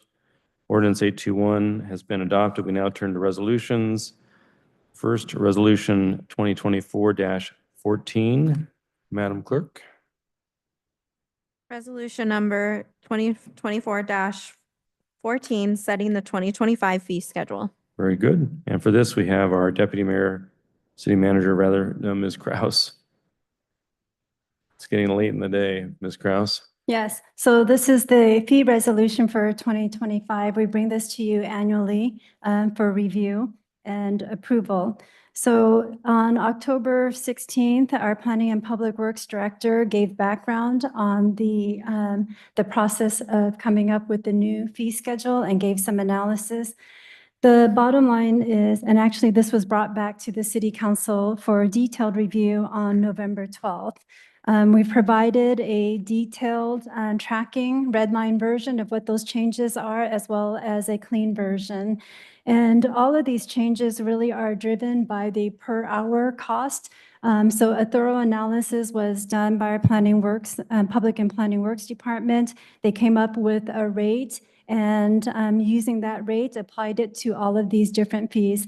Additionally, the fee schedule has been refined to make it more efficient, condensed, and removed a lot of extras that were not needed. And that concludes my presentation, but the recommendation is to approve the fee schedule as presented. Very good. Any questions of Ms. Kraus? Again, this is another matter which we reviewed at some length during the last study session. Seeing no further questions at this time, do I have a motion to adopt resolution 2024-14, setting the 25 fee schedule? So moved. It's been moved by Councilmember Pearson, seconded by Deputy Mayor Moss, that we set the 2025 fee schedule through adoption of resolution 2024-14. Any further discussion? Mr. Brandstetter. Yeah, Mr. Mayor. I would like to move to amend resolution 2024-14, section C, the tree removal permit for single-family and mixed residential zone lots, to retain the $150 tree removal permit for lots zoned greater than 10,000 square feet with one or more Gary Oaks, or is located in a shoreline setback, or is located in a critical area. I'll second that. Okay, and just so we can get oriented, which page of our packet is that on? Page 290. 91. So let's Mr. all Mayor, get there members real- of the council, this is on page 283, and you'll see that that's kind of a chart. It's the very bottom bullet, which is in the wording that the council member used in his move to amend. In the first column, it lists the type of property he was describing, and in the second column, it says permit required, $125, and interlineated out was $150. The amendment is to not take out the 150, to not renew that fee into something different.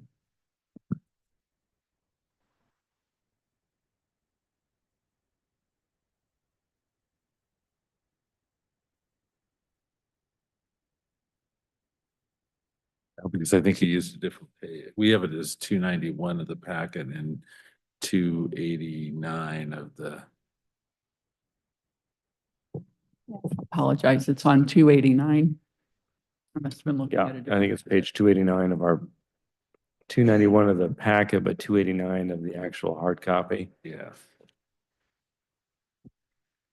Do I have a second to Mr. Brandstetter's motion or to amend? Okay, so it's been moved by Councilmember Brandstetter, seconded by Councilmember Boki that we amend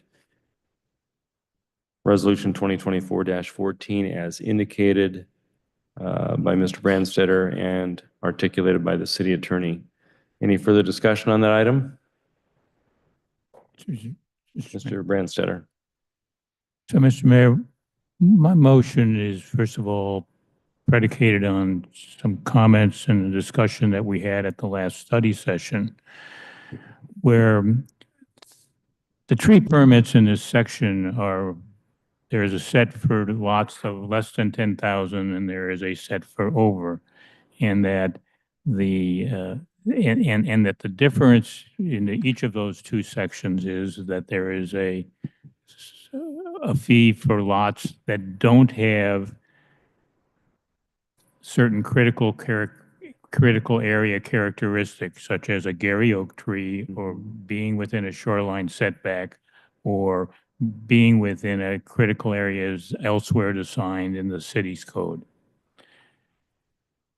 That some time ago, when we were going through a lot of discussions about trees, a number of times ago, it was decided that the 10,000 square foot was kind of a place that we wanted to make a distinction, and that we were looking to do that. And when we discussed this a week ago, the comment came up is that if you have the distinction between each of the types of lots, where there's one fee if it's just a lot, and another fee if there are these critical area type characteristics in it, that the lots with a critical area characteristic should carry in some manner a higher fee, because it stands to reason that those permit applications need to be looked at more closely, not with a full SEPA determination, but certainly to make a decision about whether to enter the permit, to make sure that the impact around environmental areas and critical areas. And that's really important as we're trying to be in a period of where we're moving to creating an urban forestry program. Now, between last week and this week, the draft fee schedule, there was an adjustment made that reestablished the fee for lots under $10,000 that have these critical area statistics. However, it didn't make that same type of adjustment for the lots over $10,000. In fact, over $10,000, the current draft before us says there's no difference in the fee, whether there's a critical characteristics or whether there's not. And in fact, it's lowering the existing fee for lots with critical characteristics from 150 down to 125. My motion is really to maintain the existing fee, to at least keep that separation between lots that have critical area characteristics. Very good. And my thought is that as we are moving forward with trying to increase tree canopy and do all that, we should be making sure that we're paying attention to make sure that particularly on larger lots, trees aren't being removed for convenience, but that there is a practical and logical reason why they need to be done. And that we issue permits with an understanding about, is there an impact to the broader critical areas that oftentimes cover multiple parcels, okay? And so, to be sure to do that. And it stands to reason, if you're going to take that closer look, that then there's an increased cost to doing that. And there ought to be at least some differential in the fees. Okay. Again, I chose the 150 because it's what's there now, not out of calculating it, but it is something that's greater than the fee for no lots. I think this is something that in 2025 is the year we're supposed to actually get around to actually establishing and getting in place the urban forestry program goals, which we've started the work towards, but it's not going to be finished until 2025. And thus the role that these particular types of fees might play in funding what we decide needs to be done in urban program beyond just the cost of the permitting department remains to be seen. So I'm just trying to maintain the status quo and not move in the wrong direction. Very good, thank you. I might have increased it to double that, but the motion to amend on the table is to go to 150. Any further discussion? Mr. Pearson. Thank you, Mr. Mayor. I hear Mr. Boki's or Mr. Branstadter's comments about the fee, but I think that where we're really at here is this is a really nominal difference. And a lot of jurisdictions are looking to simplify their fee codes to reduce the amount of confusion on permit processing and those sorts of things. So, if I would prefer to have fewer different types of fees in general for trees. And we've got a bunch of different types of fees, and they're all like within $100 of each other. Just average them across the board and call it $175 to do anything with trees, and they're all the same fee.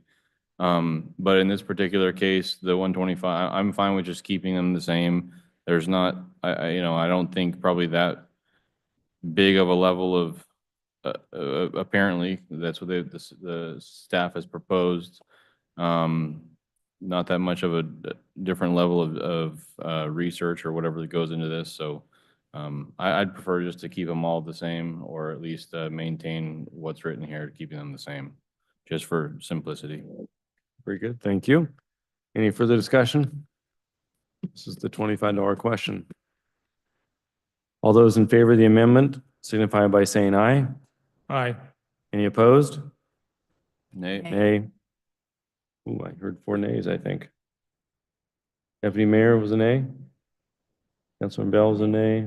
Councilman Pearson was a nay. And the mayor was a nay, so the amendment does not pass. We now turn to Resolution 2024-14 as it stands. Any further discussion? Councilmember Lorisella. Thank you, Mr. Mayor. I'd like to propose an amendment that we set all the prices at 150. So it's still consistent across the board, but we do not decrease the permit fee for those special cases. Very good. Is there a second to the amendment on the tree permits to increase all of them from 125 to 150? If that's the amendment. Second.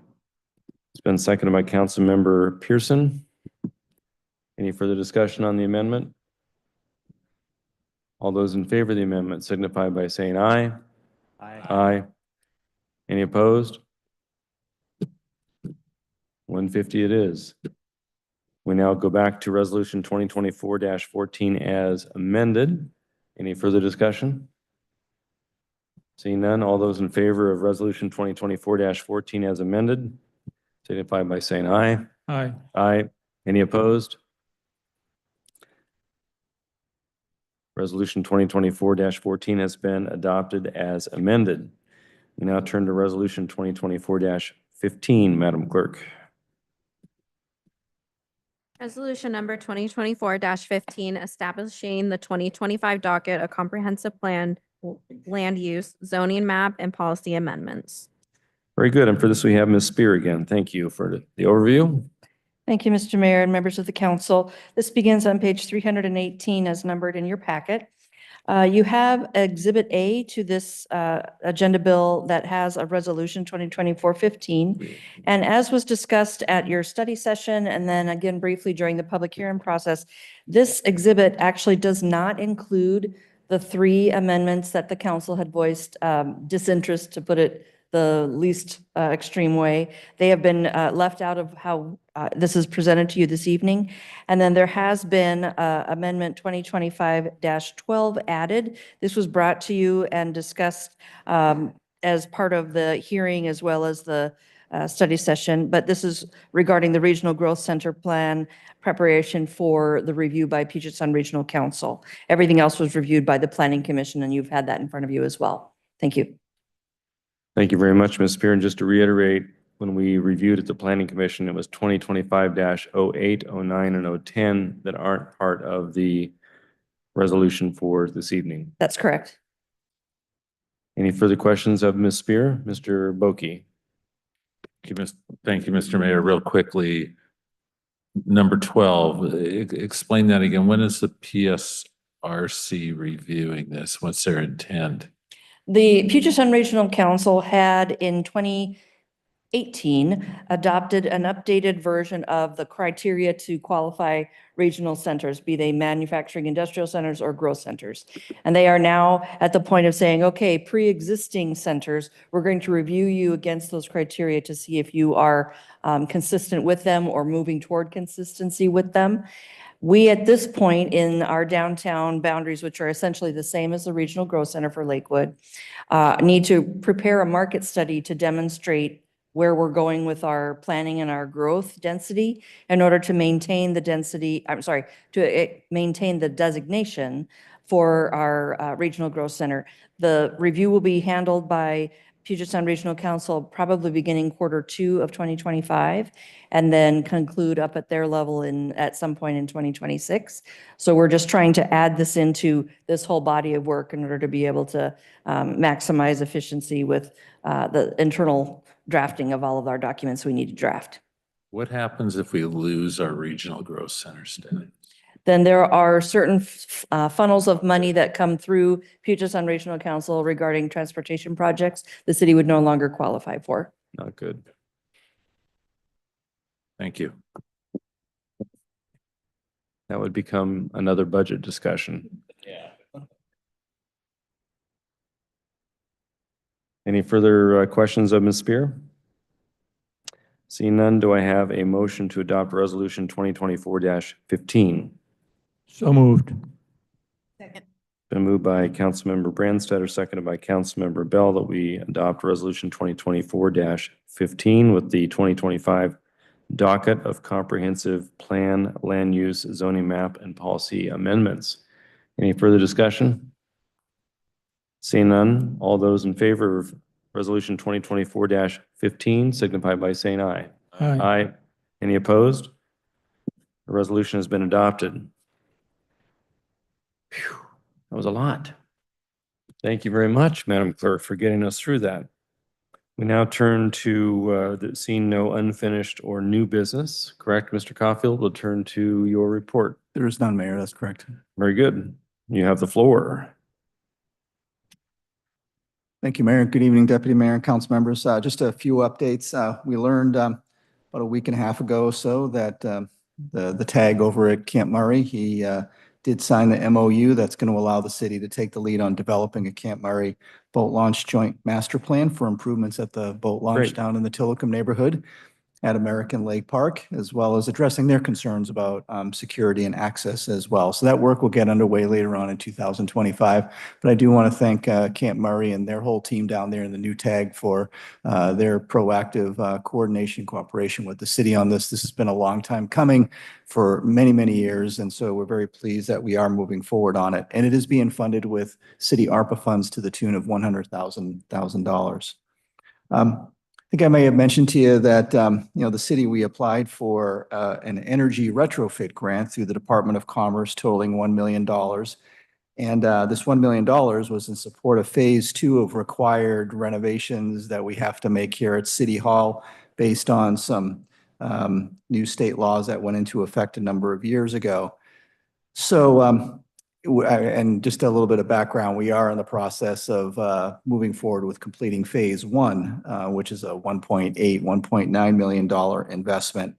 So phase 2 is 1.69 million, and it's to make the buildings more energy efficient, if you will.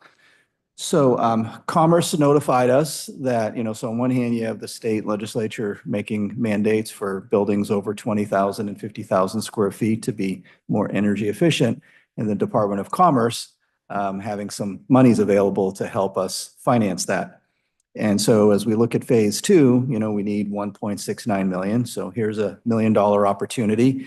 We have been out on the forefront of this more so than many other cities, primarily because we have a building over 50,000 square feet. So we found it interesting that Commerce notified the city that our application was not successful since the payback exceeded their maximum 35 years. And by the way, 35 years is a bit long. And I think our payback is somewhere in about 157 years. But that's something that we have been pointing out to Commerce since we initiated this process with them a number of years ago, that the improvements that the state is mandating us to make are really not creating any energy efficiency cost savings. And so I guess on one hand, we're happy that Commerce is now agreeing with us on this, though I think quietly behind the scenes they have been.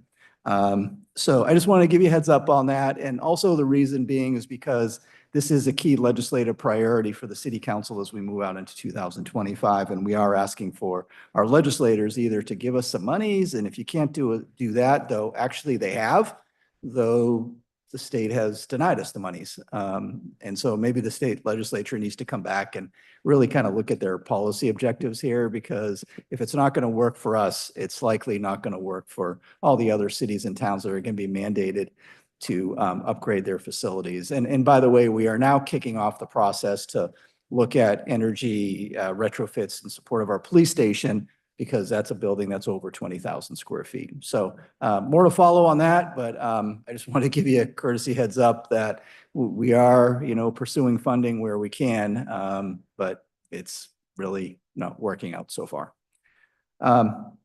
On the other hand, Partners for Parks has been able to secure $99,000. I almost said million, $99,000 from the Names Foundation, who have graciously donated those monies that are then going to come to the city for us to be able to make some fence improvements over at the off-leash dog park. And this is coming from, again, the Names Foundation, but Partners for Parks, kind of the pass-through agency who they've been working with. And Ms. Dodsworth has been proactively involved in that. The reason I bring that up is because that's a donation essentially to the city to make these improvements, and that'll be coming forward as part of a future agenda item for you to take consideration on that. So I just wanted to give you a heads up. I know I had mentioned previously that we're having some challenges trying to get all of our state legislators together in one meeting. So we have now taking on the opportunity to just schedule some one-on-ones with them, or rather individual meetings with them. And so we have identified a date, and we started with the mayor's calendar.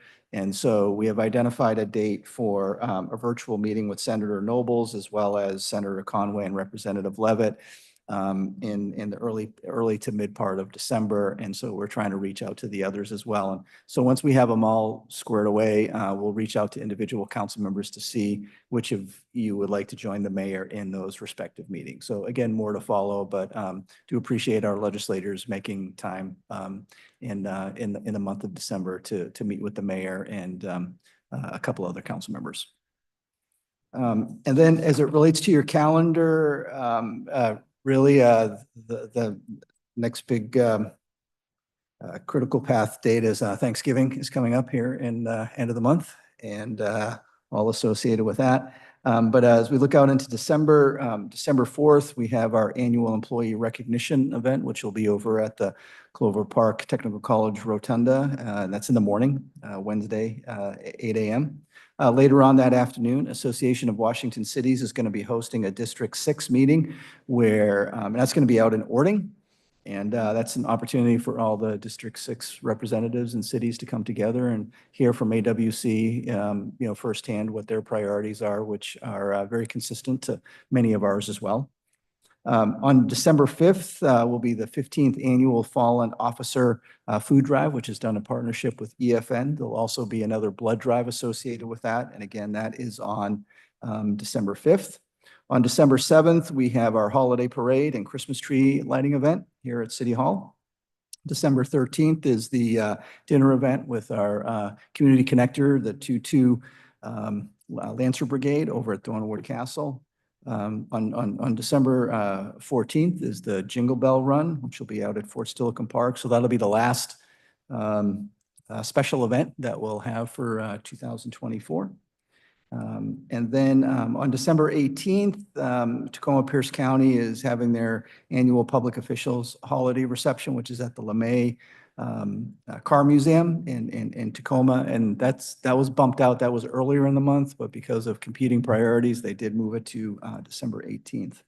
And then as we look out into January, just a friendly reminder on Saturday, January 11th, the MLK committee will be sponsoring a keynote speaker out at the pavilion at Fort Steilacoom Park in conjunction with a walk out there as well and recognizing Dr. King. And that'll be from 11 a.m. to 12:30 p.m. So with that, Mayor, that's my report.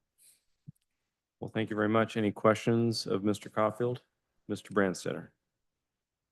Yeah, Mr. Caulfield, has the Pierce County Council taken action on our interlocal agreement for law enforcement services? I don't have that at my fingertips, council member. I'd have to go. I can't remember. What's today's date? Today is the 18th. I think they're meeting. I think they met last week or earlier. Yeah. Councilmember Branstad, we do expect them to approve it because ours isn't the only one. There's a number of cities that have similar interlocal agreements. So we are expecting them to pass it. The bigger issue is actually an amendment proposal regarding the use of ARPA funds at the county level in support of Tacoma Pro Bono, which I believe they're going to be considering on their last meeting of the month, which is, I want to say, November 26th. Any other questions? Mr. Caulfield, Mr. Pearson? Thank you, Mr. Mayor. I don't believe I got the invitation for the thing on the 18th, the LeMay event. Would you mind forwarding that? Yeah, we'll forward that to you. Okay, thank you. Councilmember. Yeah, and if it's not on your calendar, it'll be adjusted accordingly. There might have been a reason you didn't get it, but sure. Yeah. I'm kidding.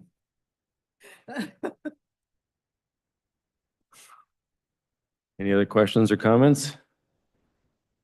Great. We'll turn to council comments and we'll start with Mr. Boki. Thank you, Mr. Mayor.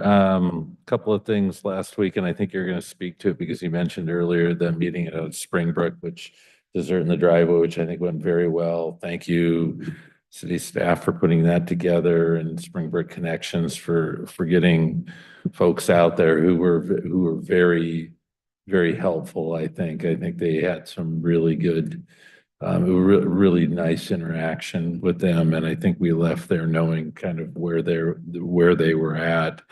Went to the Chamber of Commerce dinner with several of you on Friday night and really enjoyed it. I'm glad to see that Chamber is having hopefully everything's going well and a lot of small businesses, and really appreciated seeing folks again. Hadn't seen some of them in a while. Thank you, Councilmember Lauricella.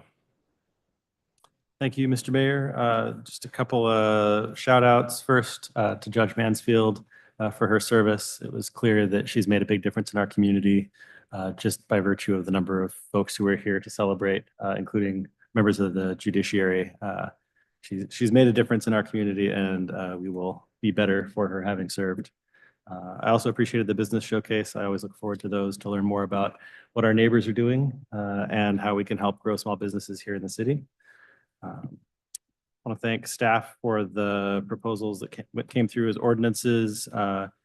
First on the utility taxes to balance what our residents pay across Puget Sound Energy, TPU, and Lakeview Light and Power, and just playing with a level playing field, I think, is important. And as a result of that, we were able to fund the 4 additional officers, which is important and is one of our priorities as a council for public safety. Let's see, what else? I appreciate our updates on the fee structure for trees, trying to keep it simple and just having a flat fee across the board, I think, is the way to do it. And definitely not reducing the fee for those specific cases where we had large lots and a Gary Oak and or being in a special area. Last, kudos to Partners for Parks for getting the additional funds for the dog park fencing. At Parks Appreciation Day, that was my job, without repairing the fence. So myself and a couple of high school kids and another volunteer went around replacing boards and replacing screws, and it was definitely in need of some additional funding. So great job to Partners for Parks for doing that. Thank you. Thank you. Councilmember Brandstetter.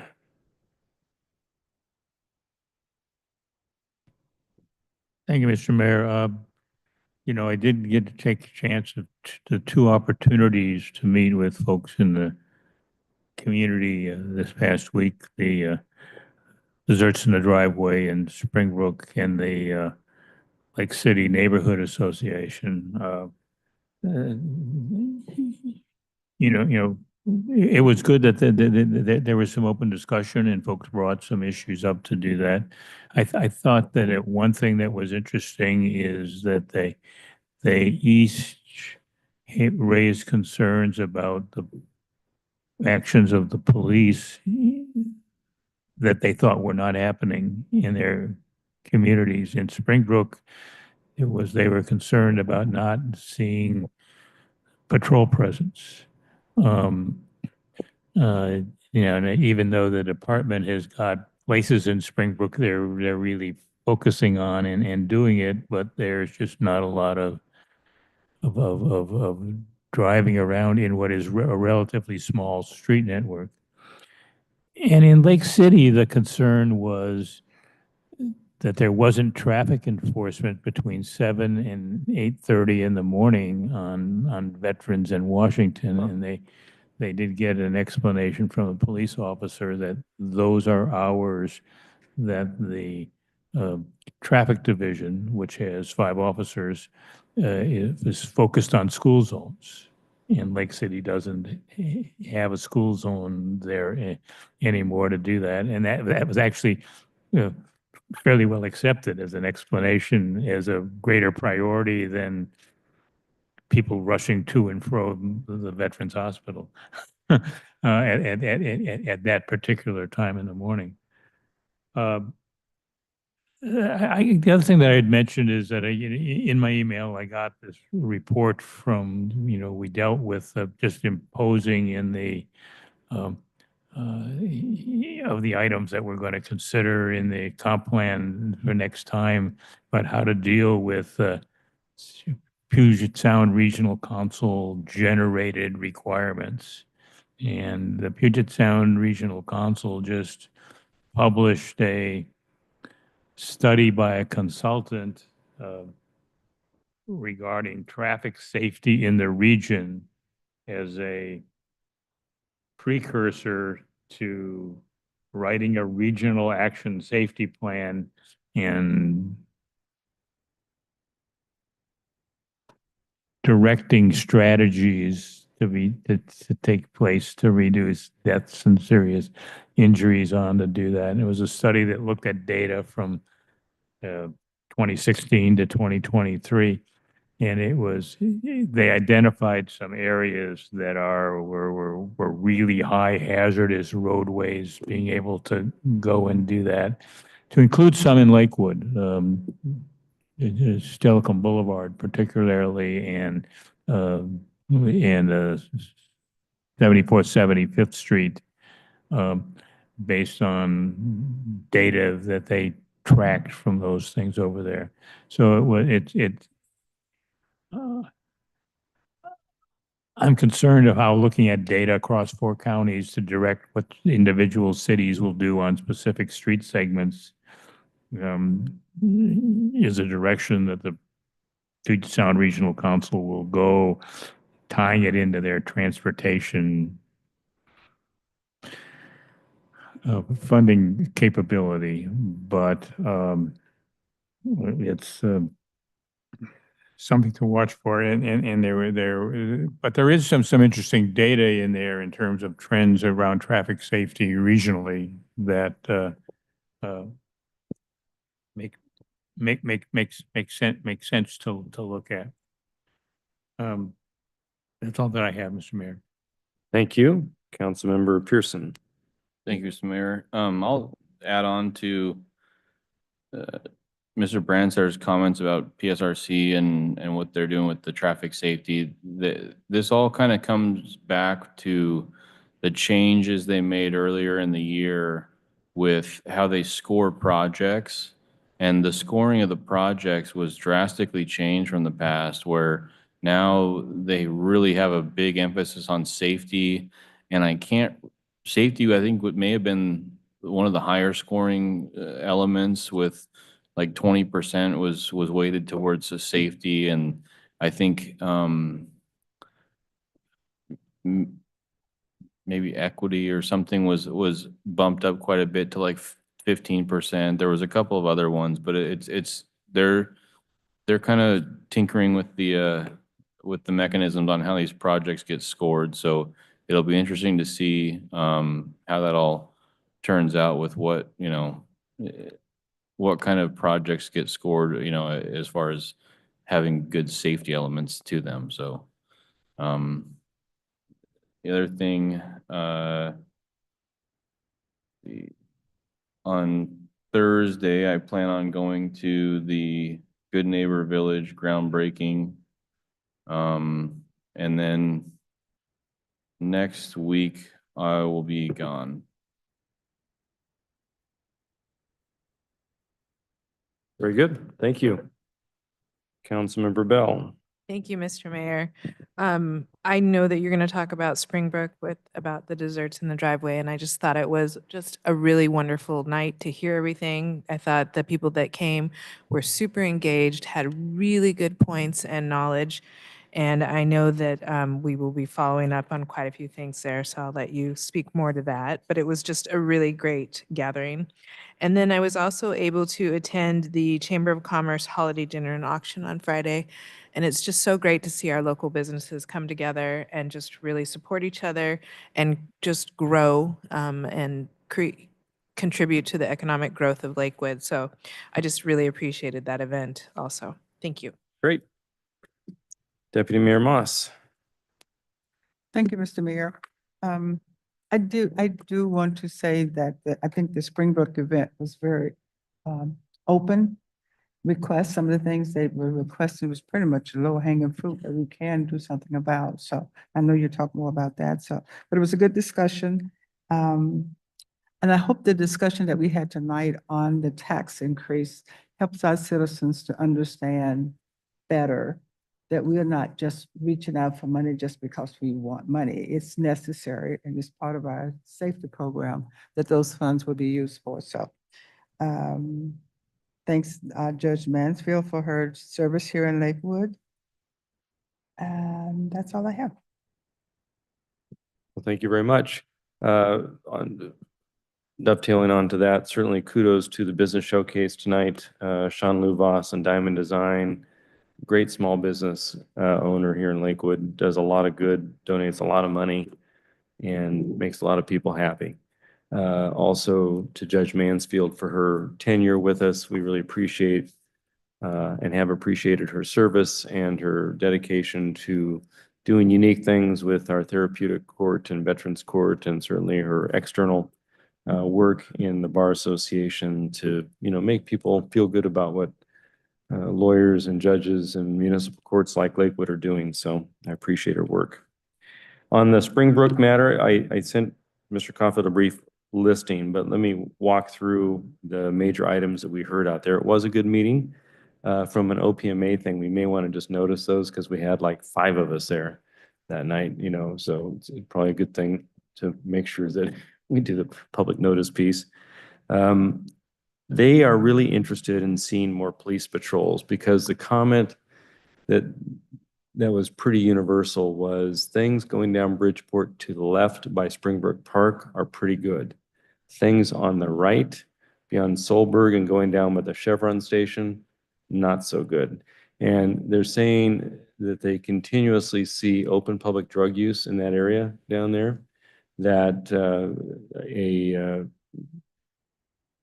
consistent police presence might eradicate some of that knucklehead activity that they see. It's like almost in your face kind of a thing. People hang out and they're doing their thing and they're just thumbing their nose at folks. The other thing, a few other things that they thought would be helpful to enhance public safety in that area is better lighting. Apparently there either are not good street lights out on that side to the right of Bridgeport down McCord Drive and off of Bridgeport, or some of the lights are out. So if someone could check on those, they say that that would enhance public safety back in some of those neighborhood areas where they're seeing some knucklehead activity. Trash cans, I don't know what we can do about that, but they say that there's a chronic overflow of trash in the area that leads to kind of a feeling of just, it's a little bit despondent. People aren't taking good care of what they have. And there are several neighbors who were at the meeting who are really trying to do the adopt a street thing on their own and doing the best they can, but they just feel like they could use a little help.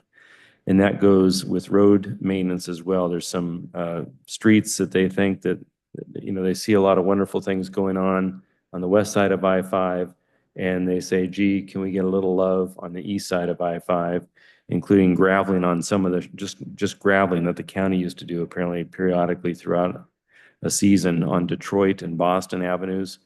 Those streets are ones that, kids are walking in mud puddles, getting to and from where they need to go. Information sharing, we talked a lot about that and how we can better provide information sharing. And we discussed working with Jesse Black. He is in the know. So they have the information. We talked about the funding of the 1% for Human Services funding, and all these organizations that are charged with providing services to folks in Lakewood. So those folks should be giving information about the services that are available to those populations. But to the extent we can provide written information to Jesse and those folks out there to share, that would be great. And maybe down the road, we might have a pop-up resource mini fair for that neighborhood, maybe at the park or those kinds of things in the spring that might be of help. But public safety was a big deal, whether police presence, better lighting, better road maintenance in terms of some of the graveling is a big deal for them. That, as the deputy mayor said, hopefully would be low-hanging fruit that we could provide some more immediate response to make them feel that they're being listened to. Because we did have, 4 or 5 of us out there, and we were told loudly and clearly what they felt that they were in need of. So Small Business Saturday is coming up November 30th. We had a small business showcase tonight. I just kind of encourage everyone, if you're out and about, take advantage of that and visit some of those small businesses in our community. I went to the Pierce Transit meeting today, and they had their budget presentation, which is, significant, surprisingly much larger than the city of Lakewood's budget, by the way. Transit has large budgets, but they're doing a lot, and they are similarly like Lakewood and other cities trying to be as lean as they can because they don't have the full taxing authority up to the 0.9 cents. They're operating on 0.6 on the sales tax, and it's impacting service hours, but they're doing the best they can. And they talked a lot about their upcoming projects. This Thursday, I think Mr. Pearson indicated the Pierce County First Village is going to have a groundbreaking out there in that Spanaway area. So I've been invited to go out there. I think city manager, myself, and it sounds like Mr. Pearson will be out there for that. Let's see, what else do we have? I think that closes the loop on most of it. Do we have Pierce County Regional Council on Thursday, Mr. Boki? I think it might be on the calendar.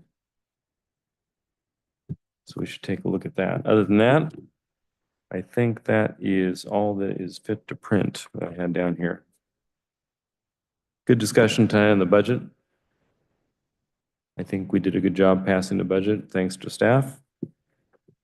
So unless there are any other items for good of the order,